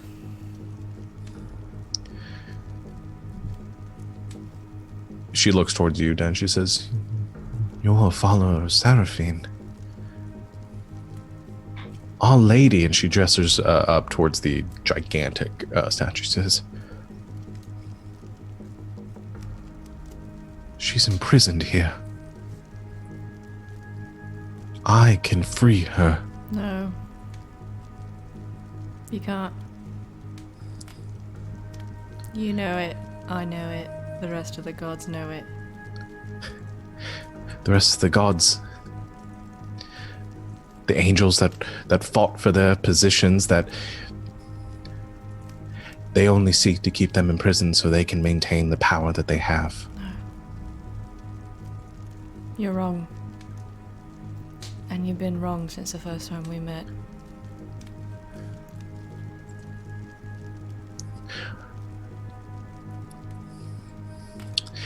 I know what my lady has told me. She chose me. She speaks to me and only me And what does she say?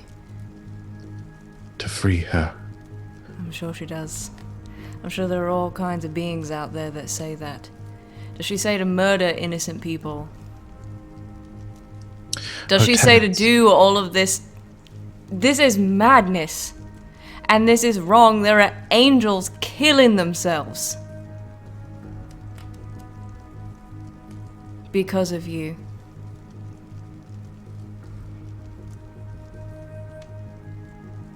And you don't even flinch.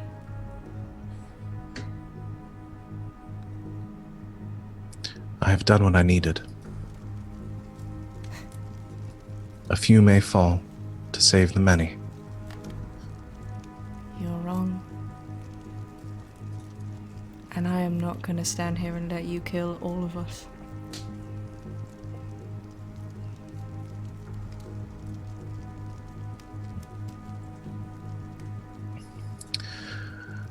So, strike me down here, end all of this, and go back to what we had before. What was wrong with what we had before? We live in a world that is enchained, imprisoned, where the divine only comes to us in small pieces. If we free them,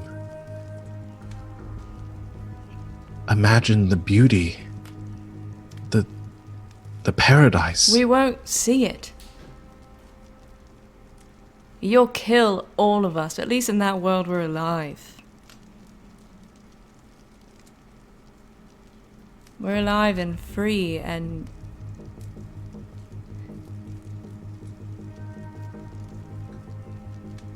I feel sorry for you. Because when I kill you, when we end this, we're gonna send you to your lady. And she's gonna look down at you and tell you how wrong you are.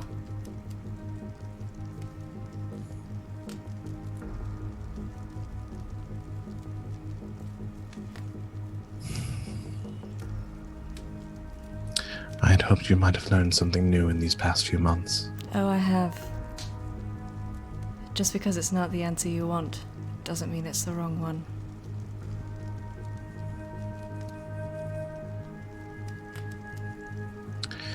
So, Gale Force, is this your answer then?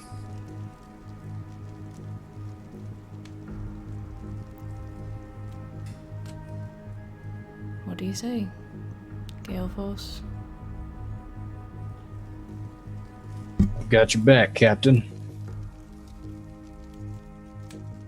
I'm rather fond of the world the way it is. I really don't want to see it ended by the likes of her. Agreed. I would have thought you'd have learned something in the past few months, Vesh. And that is, we're not just gonna stand by.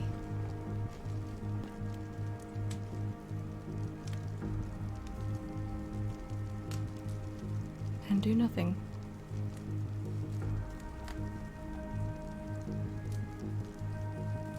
You see, she's holding a small, almost like a journal, like a small leather-bound book in one hand, which she goes and she tucks under her armor. Reaches down to grab her back to grab her shield. She looks around the room and says, "The rest of you, carry about finishing our work. I'll deal with them." And she begins to move across the room in your direction. Great, I'm gonna call out to the entire room. Anyone who lifts a finger to help her dies with her. And in that moment, she begins to run across the room towards you, and you moving towards her. The other keepers around the room don't move in as well. They continue moving around the perimeter and finishing whatever work they had started or were doing when you arrived. And we're going to go ahead and roll initiative. All right. I'm giving Vesh disadvantage. Okay. God, were you excited? Look, he's so excited.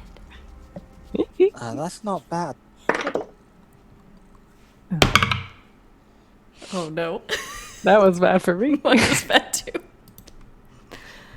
Awesome. Classic Gale Force. Oh man, you guys. I'm so scared.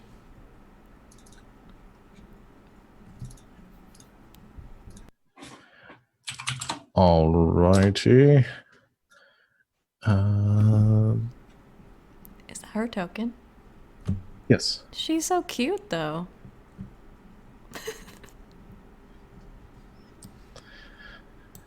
Just woo her instead.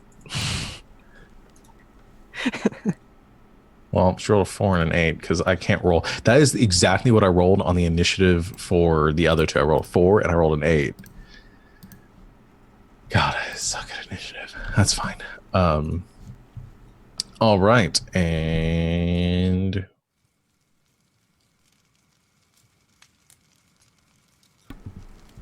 I just want to go on record and say I am so scared. I'm gonna give Tova +3 to that initiative. Thanks, buddy.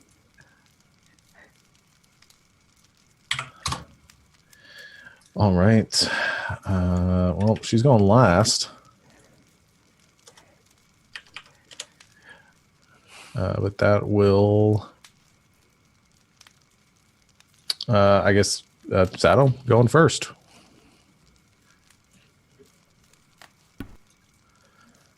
Well, I guess I'm a shooter. Alex froze.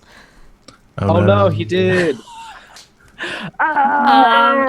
And he's resetting his modem. So maybe this is a really bad time to take a break. Yeah, we should probably start. We should, before it gets underway, we should probably get him back. We will be right back, everyone. Brief pause as we get please Alex back. keep this level of energy up. Be right back.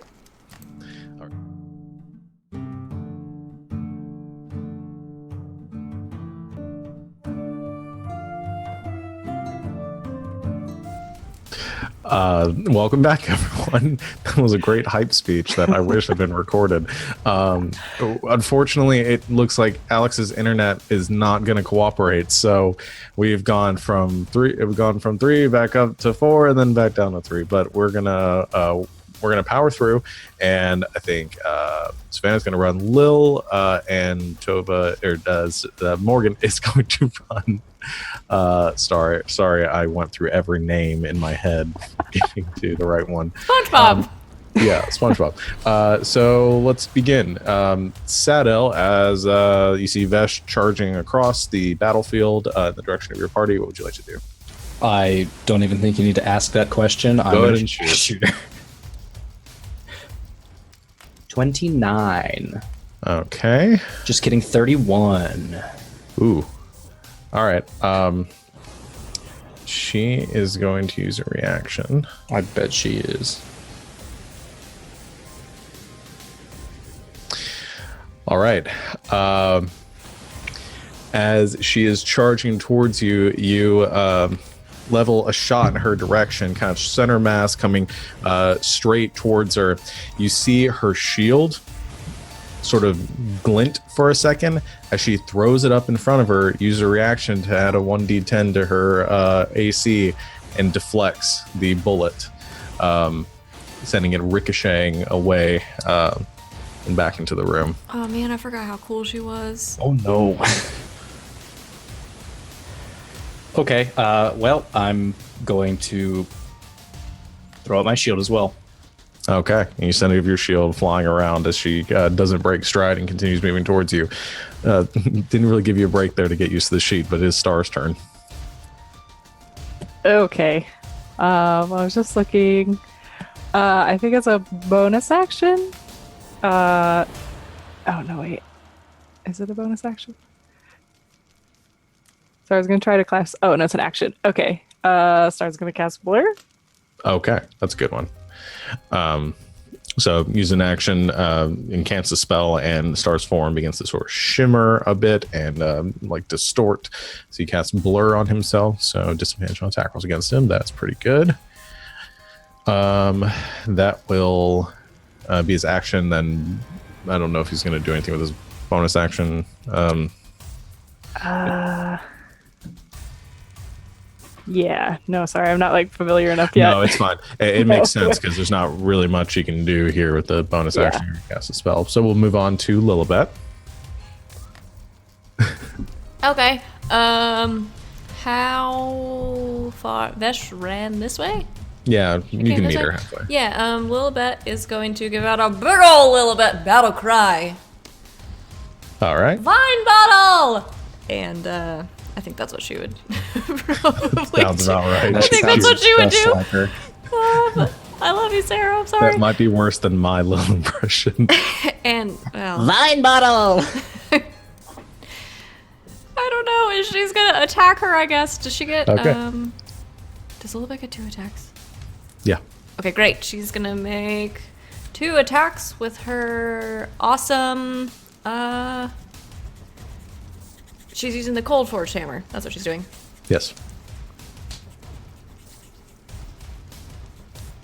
2-handed. Okay. Those are really good. That is a 22 and a 25. 22 misses, 25 hits. What? I'm sorry. Did you say 22 misses? Yes. I don't think that math is right. Okay, well. D10? That's 10. 16 bludgeoning and something else. Nope. 19 bludgeoning. Because you add your modifiers to your damage. And 4 psychic damage. And also, I feel like she does radiant damage.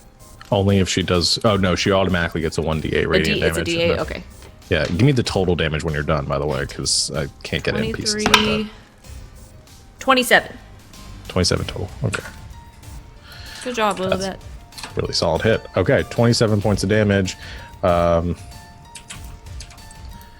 As her blade streaks out and connects. All right. And she splashes, sorry, not her blade. She's using her hammer. Her warhammer. So she attacks twice with the hammer. One is deflected by Vesh's shield, which I think we've talked about this before. That you know is popularly known in the comic book series that came out about her life. The name of the shield is Bulwark and is a legendary artifact. Anyway, so she deflects it, and then Lil uses that momentum and sweeps around towards the other side, actually impacting Vesh's armor, letting out a loud clang that sort of catches her by surprise. All right. Is this dim light? Yeah, it's pretty dim in here. Her amulet does something in dim light. She has a +1 to her AC all the time, and then she gets a +2 if she's in. It says bright light. resistances, necrotic, amulet, in dim light. Yeah, she's. I have that now. Okay, great. Okay. All right. Sorry, I've never played a paladin before. Okay. Den, is your turn. Great. I know what to do for my turn, except I don't have my own character sheet up. That would help. What a cluster. I am going to use my bonus action to use my channel divinity, Gale's Fury, and become wreathed in electricity. And then I'm going to run at Vesh and knock it right next to Lilibet because I don't want to zap her. But then I will take a swing with my flail at Vesh. Okay. Natural 20. Okay. Don't roll natural 20 damage though, because she's immune to crits. Well, it hits. It does hit. Good. Her adamantine armor. Asshole armor. Sorry. That's okay. I rolled 2 4s on my d4s. That's pretty good. Oh, wait. That one was a 1. That's 4 thunder damage and 8, 12, 13, 14, 15. 21 bludgeoning damage. Exploding Nice. dice. And how much thunder damage? 4. Okay. Just give it to me all at once because it won't make a difference in this fight. The type of damage. It's easier for me to keep track of. Okay. I don't know. That will. So that's your action. Bonus action for anything? I did my... Oh, your storm thing. That's right. Yeah, my Gale's Fury. And that's my movement. That's it. All right. At the end of your turn, she's going to use one of her legendary actions. And she is going to make a strike against. She's going to make a strike against Lilibet. With her longsword. That's a 31 to hit. Oh, that hits. Oh, let me check her sheet. And that is 17 damage. 13 slashing, 4 radiant. Okay. She doesn't have anything against radiant damage. No, she doesn't. Tova. Oh, okay. You said the people who were assisting her, they just went back to business? They are, actually. If you look around the room, you see that they are gathering materials from around the room, and they are placing them across the ground. Some of them are drawing in chalk across the ground as well. They are preparing some sort of ritual within this room. Okay. But they are not being outright aggressive towards your group. Okay. And how big is this room again? Very large. Very big. Very, Okay. very, very big. Okay. So I was like trying to prep what I should do with Star, and I didn't think to do what I should do with Tova. It's okay. Take your time. Kind of all got thrown through a loop, and you just came in about an hour ago. So. Okay. Okay, so they're doing some sort of ritual something. Yeah, I think she's gonna maybe get in the fray with everybody. Yeah. Just gonna run up and attack Vesh. Okay. Yeah, gonna pull out Long Fang and attack her twice. Okay. First one is 16. That doesn't hit. No. Rolled the same. Ooh. Boo. I'm angry, so I'm gonna flurry of blows and try again. Okay. Punch, two more punch. strikes. Just gonna roll these both at the same time. 26? Does that 26 hit? hits. Yes. Okay. I rolled 3 6s in a row. But then I rolled a 16. So Okay. awesome. I punch her one time. My friends are there, and I get that. So 12 bludgeoning damage. Well, 12, 13, 14 bludgeoning damage. 14 bludgeoning damage. All right. Nice. And then bonus action, disengage and maybe kind of like back up. I want to keep my eye on what's going on with the ritual. Okay. All right. That will, at the end of your turn, she's going to use her second legendary action, and she's going to make another attack, this time at Den. It's a natural 20. Wait, I'm immune to crits. Don't think so. Yeah, yep. She's gonna throw a divine smite into this too. Shit. At 4th level. So that's gonna be, I think that's 4d8. Welcome back, everyone. For hopefully the last time. We are very sorry. OBS is giving us some issues. If any of you out there stream, you know maybe a little bit what that's like. So we got to reset. I think we're okay. Thank you for bearing with us. We appreciate all of you. So as the last we left off, we were taking a retaliatory strike. Vesh was attacking Den with a legendary action, rolled a natural 20. So that's going to be 13 slashing. The slashing. And 53 radiant. The slashing. I'm sorry, can you give that to me all in one number because it doesn't matter? So that is 66 points of damage. Frick. Okay, Wrath of the Storm, I guess. Okay. That'll make a difference. She's gonna make Dex a save. Dex save. She's not the best at. That's a 19. I think that succeeds. Yeah, it does. Well, I rolled 5. So 2 points of damage.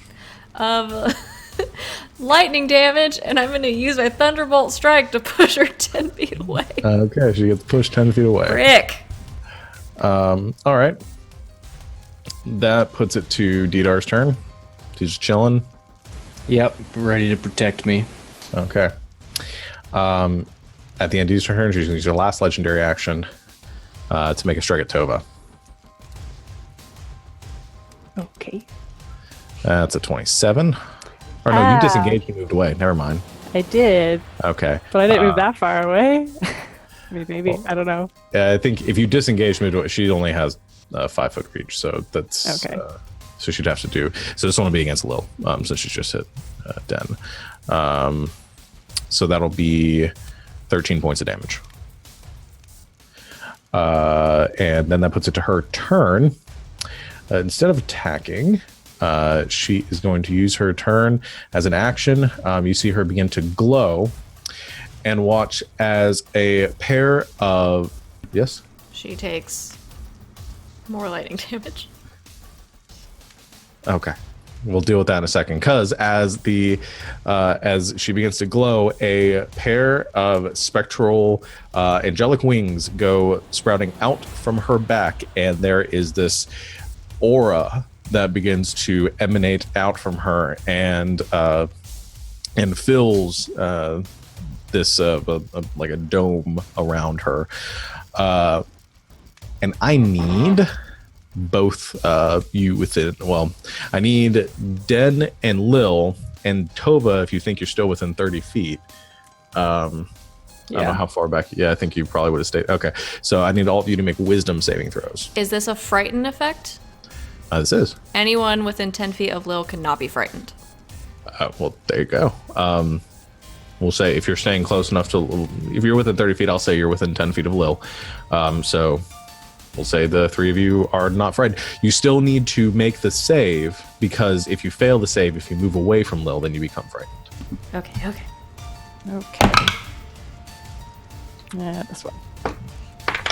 Woo.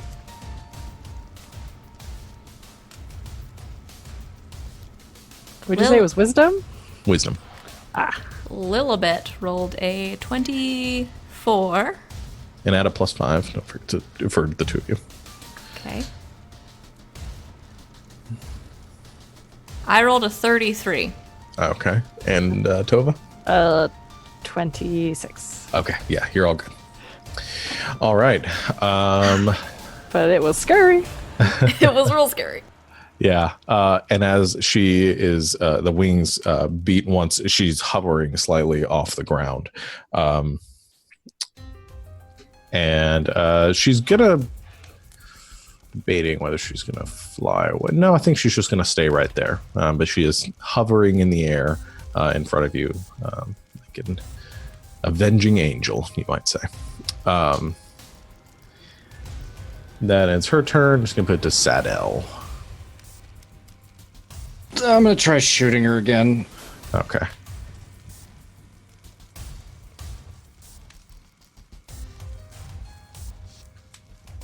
$30. 30 will hit. She's not using reaction this time. 19 piercing, 17 thunder. Whew. So 36 points. again? 36.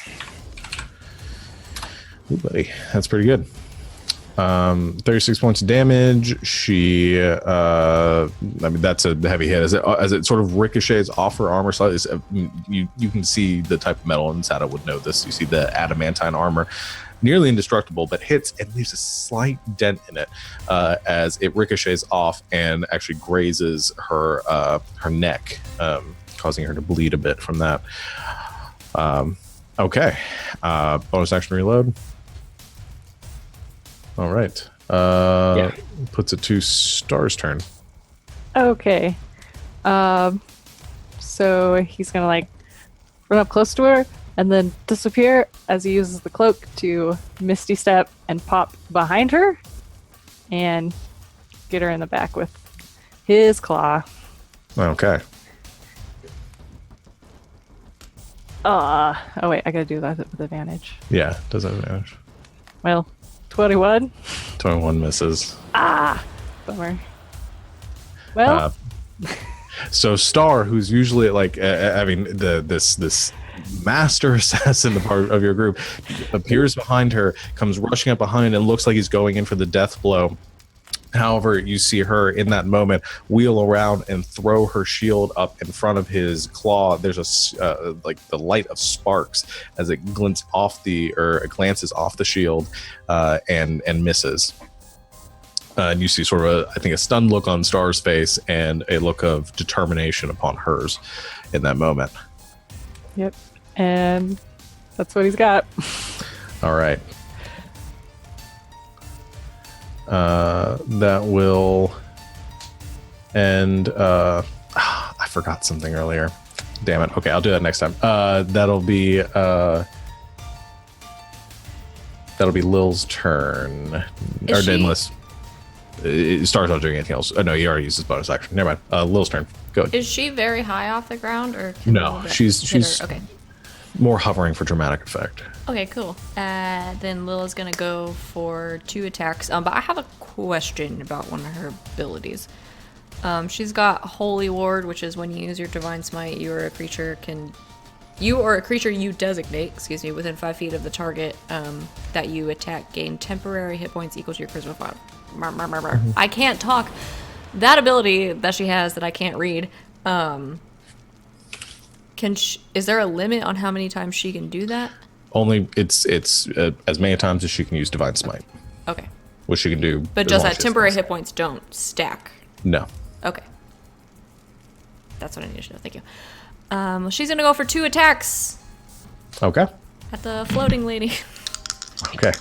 Just roll them. One of those is a natural 20, which Nice. doesn't matter, but it hits. It does definitely hit. Yes, and the other one is... Oh my god, why am I so bad at math today? A 24. 24 hits. Two-handed. Alright, so let's do...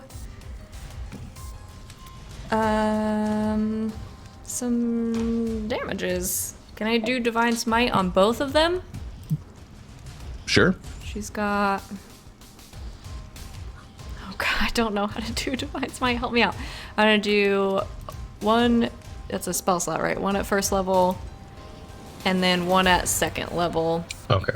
So just go ahead and roll So this is roll the normal damage, and Weapon then damage, there'll be an extra 5d8. psychic radiant damage, or regular radiant damage. Okay, so the regular damage for both hits is 5, 10, 16, 22, 36 is 42. Okay. 42 points of just of her regular. weapon stuff. Okay, and then And extra then 5d8 5d8s. radiant damage. 28, 31 radiant damage, and then she's gonna do her temporary hit points, so it's 5 to... Is it rude if I give them to me? No. Okay, Selfish, 5 not 5 to dead. Okay. And then on the other one, who else is within 5 feet of Vesh, Star, and Tova? Yes, or our Tova went away? Yeah, Oh yeah, Tova I'm went out. back. Star's still Okay, up there. so then 5 temporary hit points for the second hit to Star. 'cause To he's dead. Star. Okay. All right. That was so much damage. Sorry. Is that the Holy end of her crap. turn? That is a lot of damage. I don't even know what she can do with a bonus action. I'm not even looking at the right character sheet. Not much. She It's can do like a. Yeah, it's like spells and stuff, but She could do like a smite, but that's before she has to do that before she attacks. yeah. No, that's it. That's probably good. That's it. Okay. That is a lot of damage. And job, at the end of her Lilibet. turn, she's taken so much damage, she's got 2 really good hits in on Vesh. Vesh is actually going to use all 3 of her legendary actions. And use her Call of the Faithful, and she using her Lay on Hands is going to give herself 100 hit points.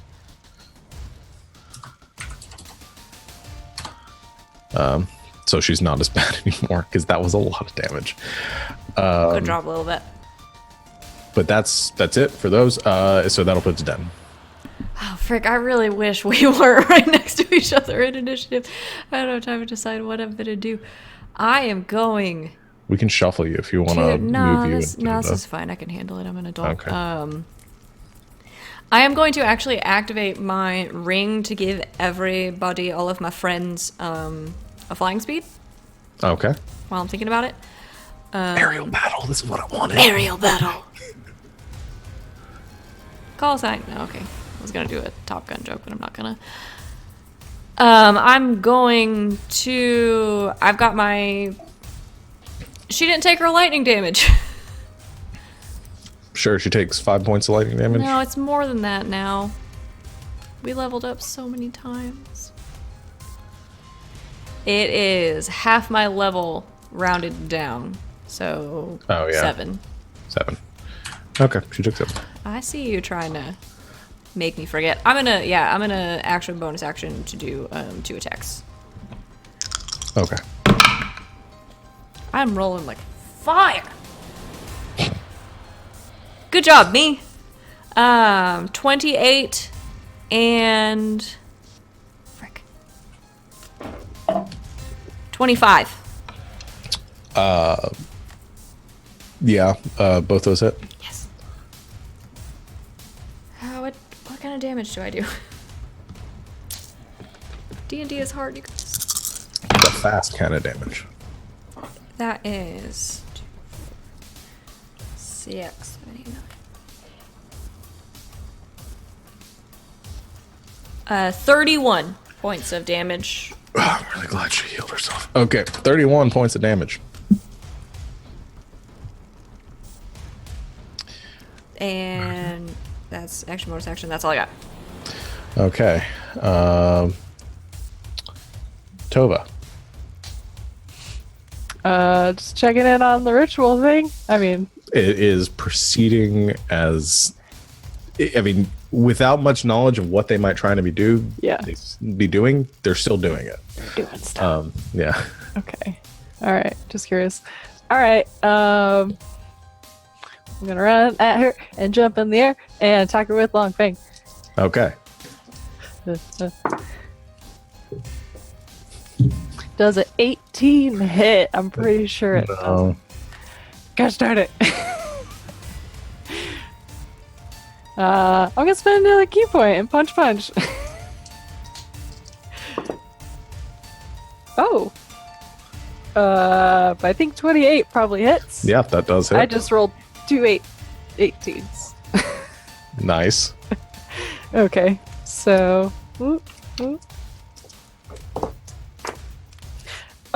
And I'm gonna spend another key point to turn one of these into a stunning strike. Okay. So she has to make I always forget to do this. Yeah, so she's make a Constitution saving throw? Yes, when I hit him with attack, yeah, Constitution saving throw. Okay. That's only a 12. She is now stunned until the end of my next turn. Okay, and then she also takes 20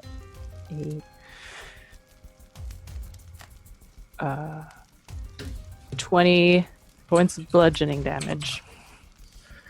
Okay. Yay! All right. Well, for anyone out there who doesn't remember the stun condition, they are incapacitated. Means they can't take actions or reactions. All attack rolls against them have advantage, and they automatically fail strength, dexterity saving throws. So, all right. Came out of nowhere and got her. Yep. As you come leaping in, I think she's in a very defensive stance here. You see most of her ability and most of her, I think, skill comes in her defensive power and deflecting blows, reducing her damage. And I mean, she is very handily taking on multiple people at the same time without too much issue. And then Tova, you come running in, leaping through the air. You make 3 wide attacks to her. She deflects them. However, you land in front of her and then go in for what looks to be, you look to be going for a strike to her throat. You feint, though, as she goes to defend, and then take one very fast thrust with your palm straight to the center of her chest. And it's enough in that moment with her off balance, even with the armor, it catches her off guard. And she coughs and begins to wheeze heavily in that and drops her guard just for a moment. And that's going to give you all a good opportunity to get in a lot of serious damage here as that ends I'm just Tova's. gonna peace out of there because I know she can't hit me. Yeah. Oh, she is gonna be so pissed. She survives this next round. So that'll put it. Didar is just chilling. And she can't do anything on her turn because she's stunned. But she takes lightning damage. Okay, you guys are all still within 5 feet of staying within Lil, so you can't be frightened. She does take lightning damage, so that's another 7 points of lightning damage. Yeah. Okay. Just double checking. All right. So everybody have their free shots. Sato, you get a shot with advantage. I know you never get those. Oh God. If you have advantage, how many dice do you roll if you stand still? 3. The 7? How many dice do I get to roll? I'm sorry, I'm just messing Just with you. roll like for Do I you. get- Just roll normal. You can move if you want to because you don't need Nah. that ability. Wow. You can fly. 23. That is the lowest I have rolled today. And that just hits her. Yeah. 16 piercing, 15 thunder. 31 points of damage. All right. That will put it to Star's turn. Can make his attack with advantage. Sorry. Yes, he's gonna do that. Let me pull up his sheet so I can do that right this time.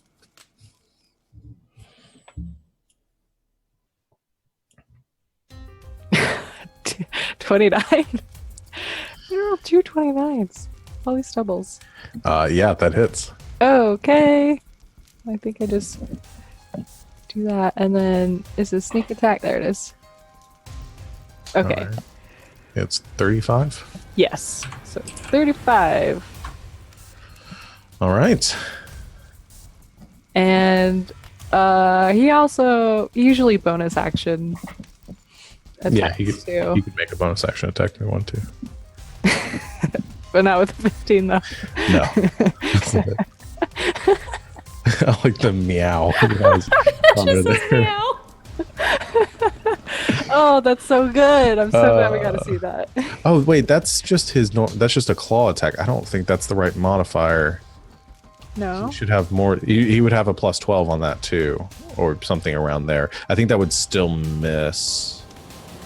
So that'd be an extra 7 on top of it. Yeah, it would still miss either way. But Okay, yeah, I just Yeah. clicked the one that said claws. I think he's got a dagger or something on there too.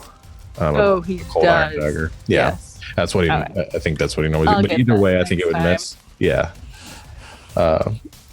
That's like the meow though. Lilibet's turn. She's gonna make her 2 attacks Okay, with advantage. with advantage. Oh wow! I rolled a 1 and a 2 Both those probably miss. on that one. Well, the streak had to end sometime. That's way better. That is 24. That hits. Woof. Oh, what kind of damage does this do? And radiant. That is really good. 27 Okay. damages of all types.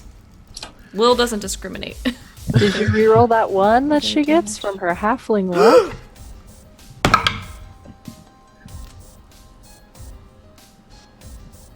That's a 27.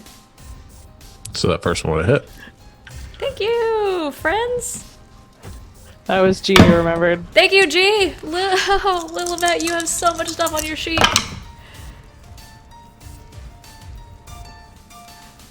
$16 more damage. Nice. Beautiful. Thank you, friends. You're the real heroes. All right. End of Lil's turn. Yeah, that feels good. Okay. Den, it's your turn. Great. I am going to... She's still stunned? Mm-hmm. That's not my sheet. Oh my gosh, you guys, I'm sorry. Got a lot going on over here. I am going to back up about... She's about to go. I'm gonna back up about 20, 30 feet. I'm gonna cast Guiding Bolt at 5th level. Okay. Right at her. Go ahead and make your attack with advantage. Doll me down. Oh my gosh, now I'm nervous. This sounded like a great plan in my head.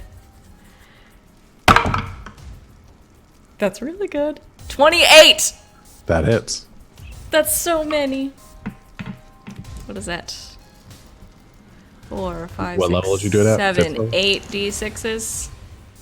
Mm-hmm. 8. 15.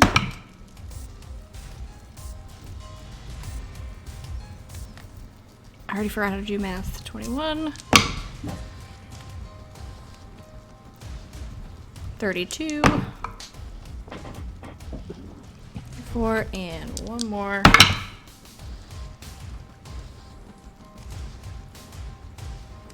43. 43 points of radiant damage. Radiant damage to her face. Okay. That's your action. Yep. Don't think you can do anything else as a bonus action. Nope. You want to Worth it. Okay. I'm gonna start going back towards her, but because that's petty, but it Okay. feels worth it. Tova's turn. Okay. Tova's gonna go over to where the, like, seeing that Vesh is kind of like out for a minute. She's gonna turn to the people who are trying to do the ritual and trying to think what to say. Just tell them.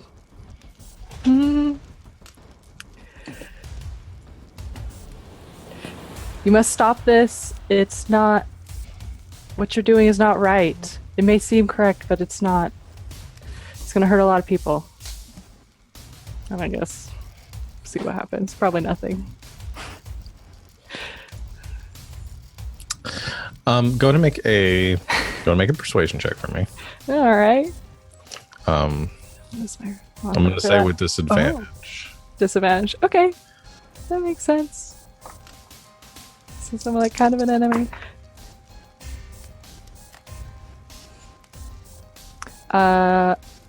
20 total. Okay. Make an insight check for me too. Okay. Also disadvantage or just No, regular? this is regular. Okay. Natural 20? So 35. Okay. I need Dylan and Savannah to take their headsets off for a second. Oh no. It's been so long. Yeah. Secrets. Oh boy. Okay. So when you turn your attention towards them and you move closer to them in that moment, you call out to the ones that are there doing the ritual, and one of them does turn in your direction. But you notice something that you didn't notice before. There is a look of pain across this man's face. His eyes are like a grayed color. You don't see the color of the irises anymore. And there is this like discolored, like black veins running up his head. And he looks like he's trying to resist, but is continuing to do the ritual, almost like he's compelled to. Okay. And noticing that he's kind of like that, or does it seem like everybody's like that? You do see, it looks like the rest of them are like that too now that you've gotten this close. Okay. You good? Okay. Yeah. Okay. You guys can put your...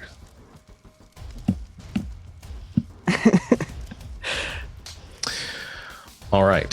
So the juggling monkeys left.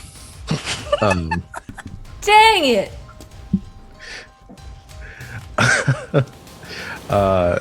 And that's it for your turn, or anything else you want to do upon seeing this? I don't know what else I can do right now. Say you have a second of action to do something in that moment that you notice this. I really don't know what to do. Okay. Yeah, I'm just gonna sit with that for a minute. Okay. That will end Tova's turn then. Anything. So that pushes it to Vesh, who is no longer stunned. Oh boy, she survived that round. So here's what she does. Upon getting her bearing, and she's looking pretty rough at this point after all the damage she's taken, the hits she's taken now, getting through her armor, which is now scratched, and she takes a step back and lets out just this screech of anger. She is going to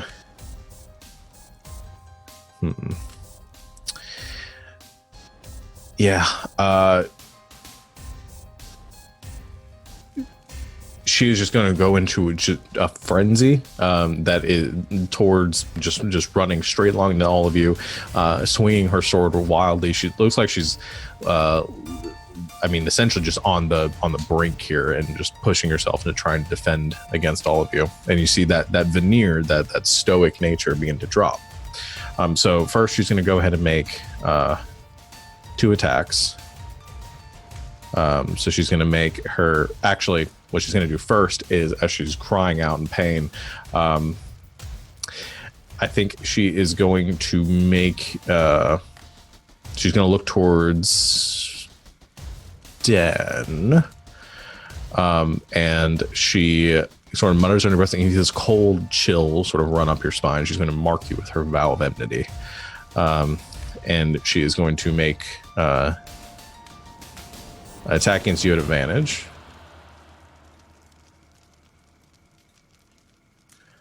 That's going to hit. 28. That's 11 slashing, 6 radiant, and she's also going to throw in a 4th level Divine Smite again. It's 22 points of radiant damage on top of that. Okay. She is then going to make her second attack against Lil. Not an advantage.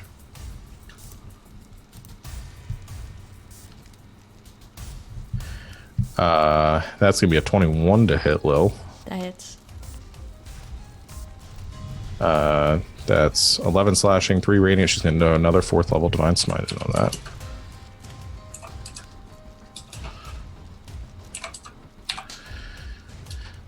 It's another 21 points of radiant damage off of that.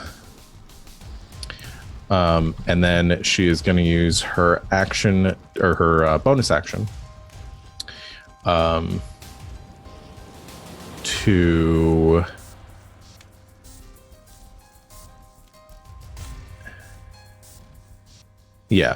she uses her bonus action to Misty Step back towards the other side of where Tova is at.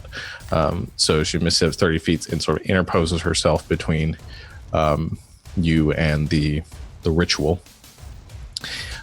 And she sort of stations herself there, and she says, "You will not stop this." And just poses herself and gets ready, kind of a defensive position. That ends her turn. It's going to put it to the researchers' turns, and then who aren't on the turn order. And then it's going to go to Sano. I'll try and shoot her. Okay, go for it. Oops. 27. 27. Actually, 32. Whew. Well, she's going to try using a reaction to deflect it again. Rolls really well. She's actually going to deflect that. I still need you to roll damage because I forgot this last time. 17 piercing, 16 thunder. Okay. She hits, she throws up her shield. The bullet hits it and reflects off. She angles it, however, and is going to reflect that attack at Tova. Awesome. Tova, I assume a 32 hits you. It does. It's actually plus the 1d10, so that would be 41. Is it conceivable that I could catch this projectile? You could.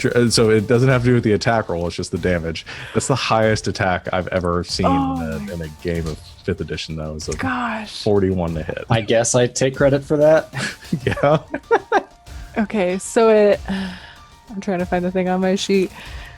I never get things thrown at me. Deflect missiles.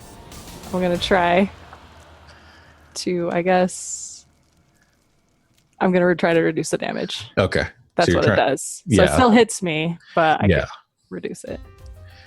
Okay. Savannah, you might have missed what happened, but Saddle made an attack, deflected it over at Tova, and now Tova is trying to reduce the damage. Okay, so what is the damage? Well, 17 plus 16, so 33 points of damage.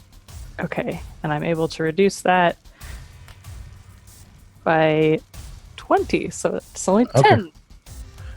So 13 points. Okay. Okay. Nice.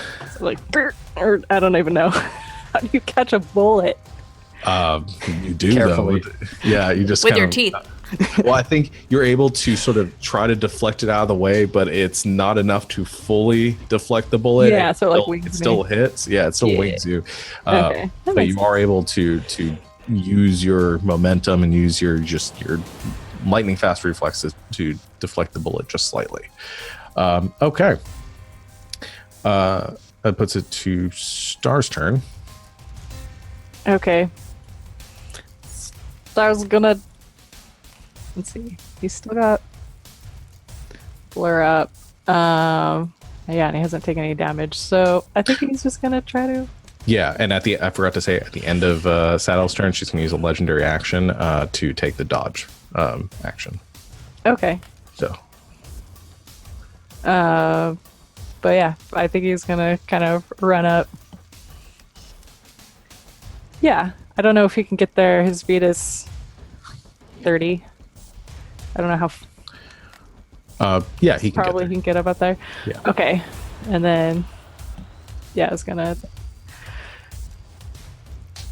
attack her with his claws. Okay. Oh, that should not be an advantage. So let me just.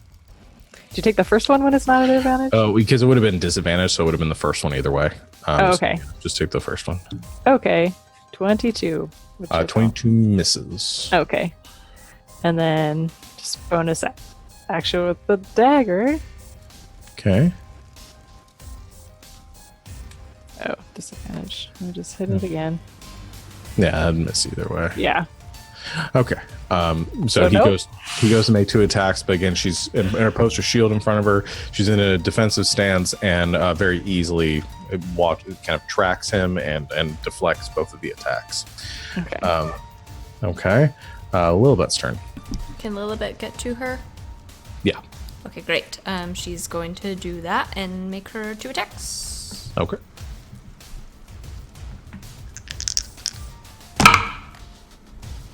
Wow, those aren't very good. Oh no. 18 and 20. No. Boo. Both those miss. Sorry, Lilibet. She makes 2 strikes again. Vesh is desperately sort of trying to deflect them. All right. And I'll put it to Den's turn. Can I get to her? Yes. Great, I'm gonna go make 2 attacks. Okay. Those aren't much better. Holy crap. 19 and 22. Both miss. She deflects those as well. Again, showing true to form of her Vesh of the Gleaming Shield is deflecting all the strikes that are coming at her. She's going to use her last legendary action to make a attack against Star, actually, this time.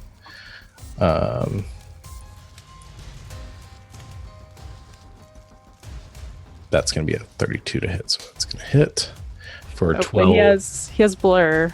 Oh, he does, so disadvantage. Let me roll it again. It'll be a 27. Oh, yep. Still hits. So that's 19 points of damage total. Okay. And then he has to make Constitution save? Well, I Concentration think check? blur. Let me check if I don't know if blur is a concentration check. Let me scroll back up. I lose track of which ones are concentration. It is. It's concentration Okay, then yes. for up to a minute. Okay. And he rolls a 13. That'll be enough. He's good. Okay. So he's still blurry, but he took damage. Okay. All right. Tova, it's your turn. Okay. I'll have that in a minute. She's just gonna look at Vesh and what have you done to them? Why are you forcing them to do this? And kind of like points at the researchers. I don't know if she responds, but is trying to point out to her companions that something is amiss with the researchers. I think you see your insight is very high with the what you rolled before. I think we can kind of carry that forward. She gives you a look, and that moment is just a brief look, but it doesn't look like she has any idea what you're talking about. Ooh. Okay. But she looks confused at whatever you're saying. It's not ringing a bell to her. Okay. And they're just still just carrying on. Mm-hmm. Okay. Yeah, I think that's what she's gonna do, but gonna take a dodge as a bonus action. Okay. Do everything back. So it's Vesh's turn again. She is going to. Okay, yeah, she is going to use her action. No, she's going to bonus action. Hunter's Mark. Tova.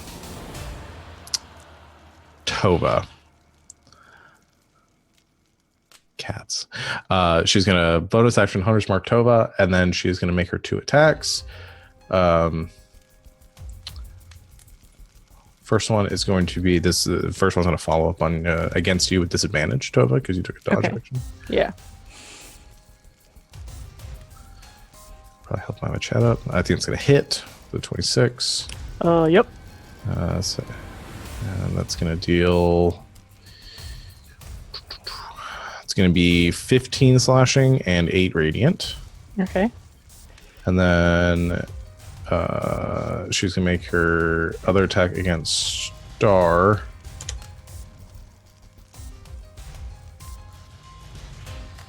Oh, it's not disadvantage, but it doesn't matter. It's going to be a 27 to hit. Yes, that hits him. Or 10 slashing and 5 radiant, so 15 damage total. Okay. Okay.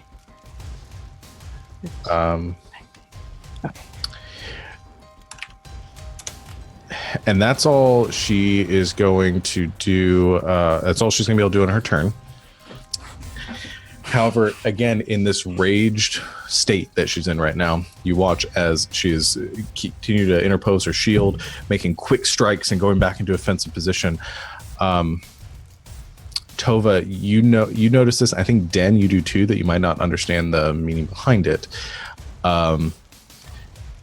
She makes a strike out, and as she's going back into a defensive position, you begin to notice, and this wasn't there before, but slight dark veins are beginning to run up her neck.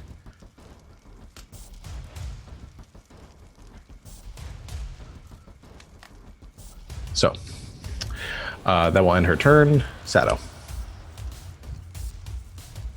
Point and shoot. go for it. 32. Okay. Rolling a lot of 32s. Yeah, she's actually not going to do it this time, so that's going to hit. Cool. I'm not going to take that chance that she's going to be able to roll another 9. 18 piercing and 16 thunder. All right, so 34. Can't do math. All right, 34 points of damage. That hits again. She starts back. She's looking real rough at this point. Star's turn.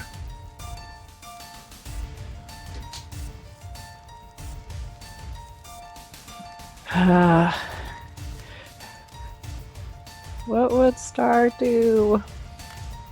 Probs attack still? Prob stab still. Yeah. I think that is right. Star would notice this too. His past perception is high enough. Yeah. But I don't know whether he wouldn't know anything at this point. Yeah. Yeah, probably just stabby some more. Okay, normal. Okay. 22? 22 misses. Okay. I should stop playing Star, guys. It's real bad. I'm killing all of his good rolls from earlier. The difference between a 22 and a 23 AC, like you guys, she'd probably be dead at this point if a 22 hit. Oof, a 23 me too. was just enough. I feel that. Yeah. Yeah. Yeah. So, no, he whiffs twice. Yeah. And she deflects both strikes, not wanting to be caught unaware by him again. A Okay. little bit. Oh, Lil's gonna hit her twice. Go for it. I don't remember what her modifier is. Oh, that's not good. Well, 13. No, Or 25. that hits. Okay, good.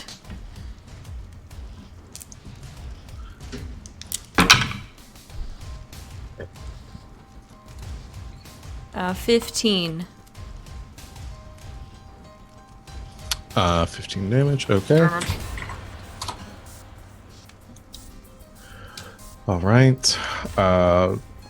That's both for attack, so that's all she can do. Yeah. Dan, what are you gonna do? Oh no. I don't know.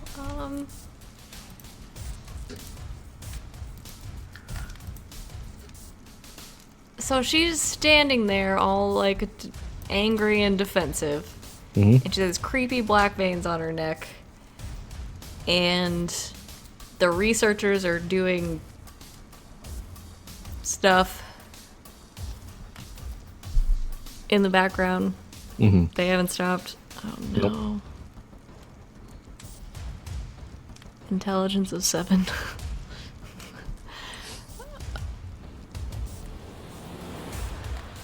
I'm going to call out to... Oh my god, I can't believe I'm about to do this. I do this, I commit to it. I call out to all my friends to remember that they can all fly, and I cast Earthquake. Okay. In the center of the room. Okay. Go and put the thing for Earthquake up because... Yep, sure, it's like the longest spell in the book. Holy shit. All right, I'm going to take the next 10 minutes to read this. It's a 100-foot radius. Yeah, that covers the whole room. Everybody on the ground that's concentrating on anything must make a Constitution saving throw. And it has, yeah.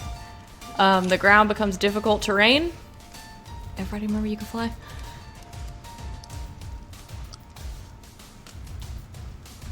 And at the end of each of my turns that I spend concentrating on it, every creature on the ground must make a dexterity saving throw. On a failed or knocked prone. It also has additional effects. Fissures open up. This is all at DM discretion. And then structures also take bludgeoning damage. Okay. So, And things can fall on them. so none of you are, or well, all of you are on the ground. So, but you can get off the ground your next turn if you wanted to. So here's what we'll go ahead and do. Everybody makes a dexterity saving throw, including the researchers, except for Vesh because she is off the ground. I'm not going to roll for all of them. I'm just going to roll and sort of average it. Well, that's a 5, so I'm going to assume a lot of them fall.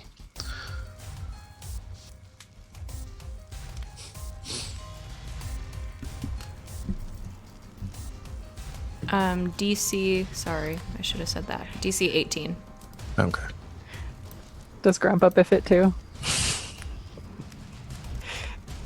Sorry, Grandpa. I rolled a nat 1, which is a 6. It's okay, you can fly. Dito rolled a 4. It's okay, you can fly. Okay, Star rolled 29 Yeah, he's good. and Topa rolled a 32. Okay. Good too. And as this is happening, there is the room is shaking, and there's this reverberation, this loud echo, this roar that is emanating through the room. Many of you lose your balance, go to fall. Vesh begins to look around, panic as she looks over, and the researchers or the keepers that are currently conducting this ritual, most of them fall down. Out of the 12 to 15 that are there, I'd say like 10 of them fall to the ground in that moment. A few of them are able to barely stay on their feet as the ground continues shaking. And in addition, you watch as the room itself, there are these cracks that begin to run up the walls. A lot of the support pillars begin to shake and sort of crack in that moment as pieces of the wall are beginning to fall away, and you see black smoke rising from the ground, and I think probably like cracks of fire begin to spout up from the ground around this room. Actually, one of the researchers probably engulfed in the fire in that moment, lets out like a shriek of pain and is just vaporized. And I think Vesh lets out another cry. She says, "No, you cannot stop this." And she continues to sort of, again, to try to stop your efforts to stop her. So nice work, Den. That's my 8th level spell, kids. Yeah. That's going to put it to Tova's turn.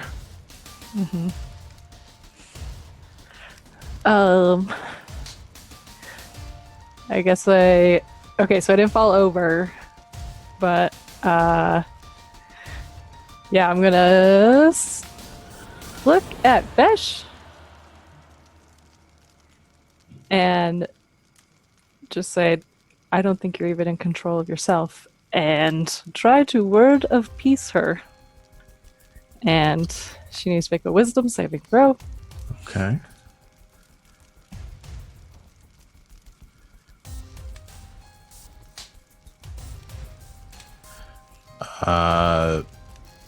She will succeed on the wisdom saving throw.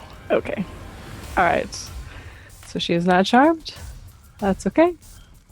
I can't remember. Did actual fissures open up in the ground? Yes, because the sparks came out. Yeah, there are some fissures in the ground.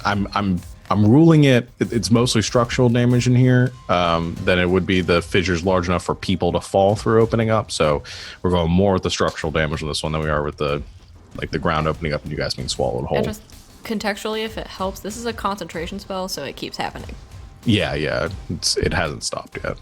Okay. Yeah, and I guess she's gonna take the dodge action again. Okay. That's her bonus. Okay. That'll put it to, I assume Didar stands up. Maybe flies off the ground, so he's not affected by this anymore. Unless, yeah. Okay. It's gonna be Vesh's turn then.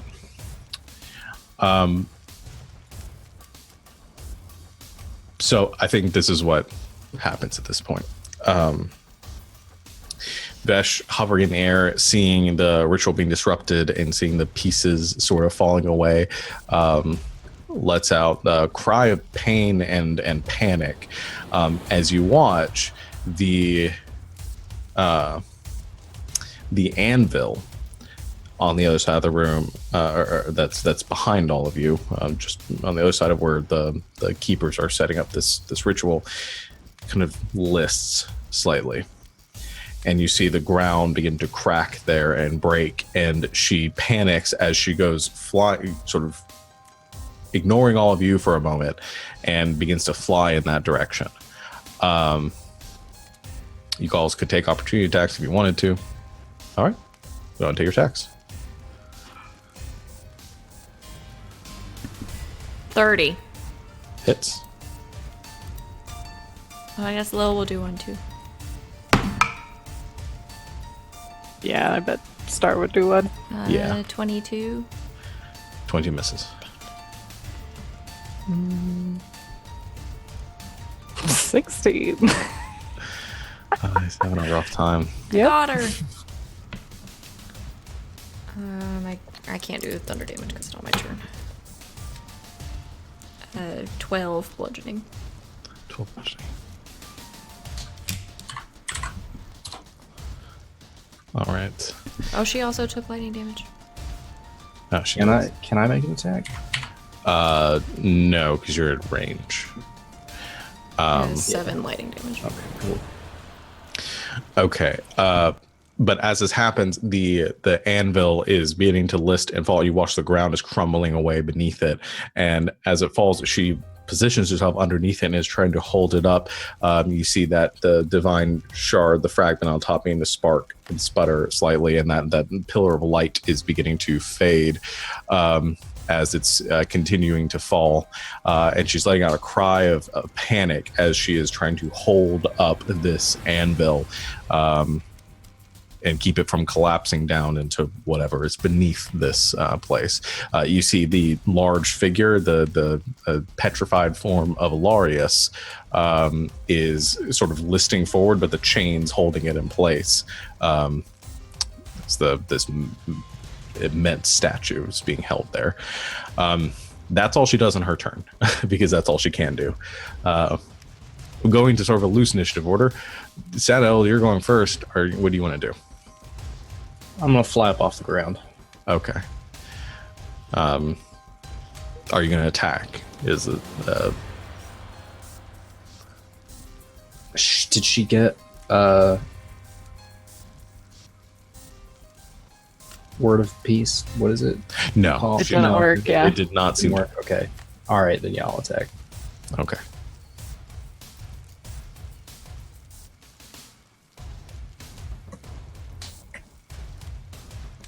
$25. 25 would. Well, no, she's holding it there. I don't think she's going to be able to react to that. I'll say that hits. 19 piercing, 19 thunder. Only an 18 hit points left. So how do you want to do this? I just want to get it over with. I just want to clean, quick kill. Okay.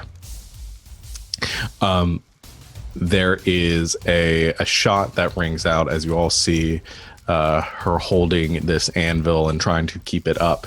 And then you hear the sound of Sadel's gun. She's not paying attention and is desperately trying to keep this ritual from failing. The bullet shrieks through the air, connects in the side of her armor and seems to cut straight through and out the other side, the weak points between in the joints and the bindings of her armor. And as that happens, you watch the wings flap once as she flaps away from the anvil, and she falls backwards, the wings sputtering and then disappearing, and then hits the ground with a heavy slam. And kind of scatters across the room from the momentum. And as that happens, the anvil cracks, creaks, and the ground beneath shatters. And you watch as this enormous structure, the solid gold anvil with the sputtering celestial fragment on top, falls and goes careening down into the abyss below and disappears. In that moment, as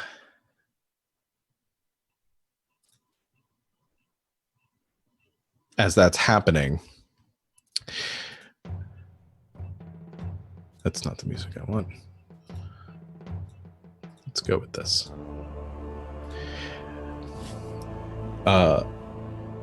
As the anvil disappears from sight, you see Vesh lying on the ground,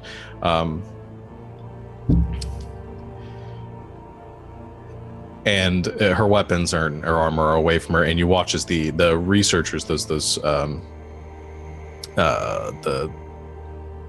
keepers that are tending to the ritual, they all stand there at the edge of this abyss.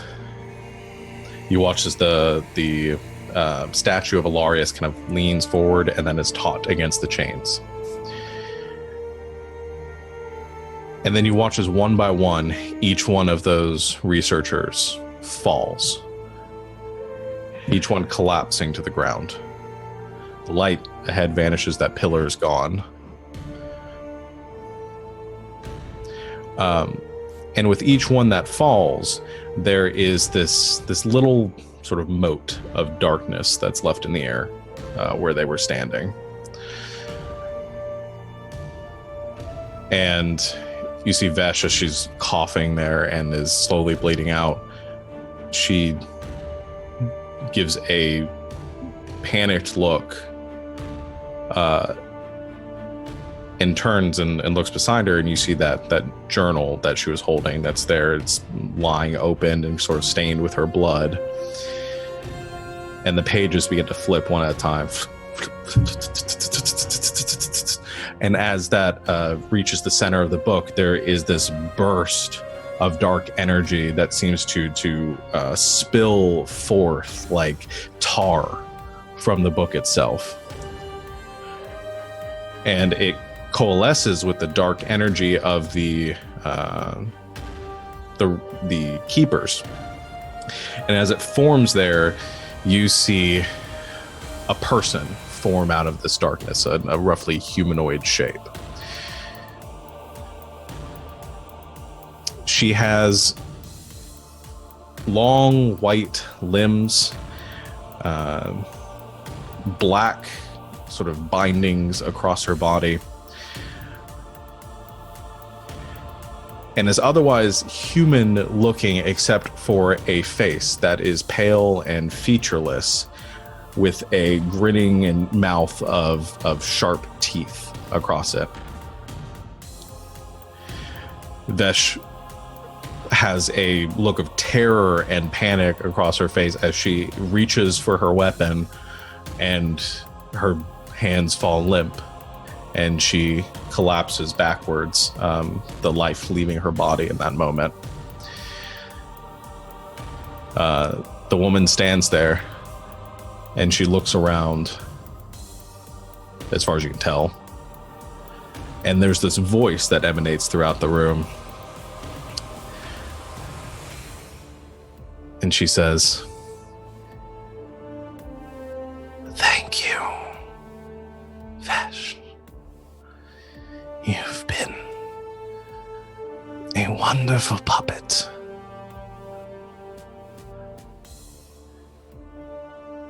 Finally,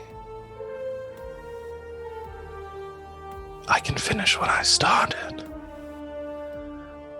And you see that her form suddenly explode into that tar-like mass again, and it spirals and spins through the air and streaks towards the statue of Ilarius. And you watch as it hits, it begins to burrow into the statue. There is a flash of this dark energy from within, and suddenly exploding out of the chest of Ilarius, you see this what once black tar-like form is now this enormous wave of darkness that explodes outwards and whelms over all of you, exploding out and around, surrounding you. You feel it enter your lungs, and you feel as if you are drowning in that moment. And that's where we're going to end our session here for tonight.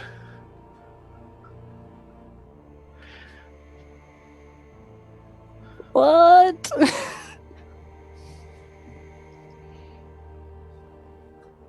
I'll turn off the creepy music.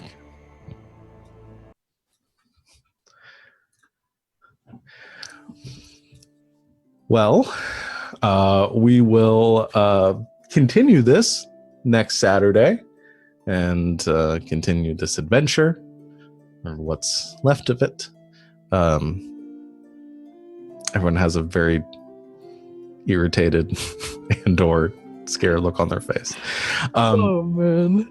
Thank you everyone out there for watching. Chat has a question for you. It's what? I believe It's how I'm not sure. Gee, I hope I pronounced that right. Gee, I hope I pronounced that right. Yeah, that seems about right. Whatever. He's So, been yeah. so taken aback he can't even spell XP right. Look at what you've done to him.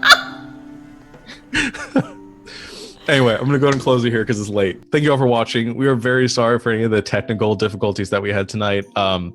Out of our control, but we appreciate you sticking around with us and watching. Everything will be up on YouTube in its full form. We'll edit all that out if you had any issues watching and your name fame and had to go. And if you're watching this on YouTube and you weren't able to stick around because we have those tech issues, thank you for watching and we appreciate you. we will have the next installment of Wonderworld on Thursday. And then we will have, I think, the next session of Wild Space. I think I misspoke earlier. I think the next session of Wild Space is a week from this Monday. Right? It was supposed to be last week. And then, okay. My date and weeks are all messed up, but a week from this Monday we will have our next session of Wild Space, and then we'll be back this Saturday or a week from today for the continuation of this adventure. Thank you all for watching. Thank you all for participating, and we hope to see you soon. And until then, good game and good night, Internet. Good night, Internet.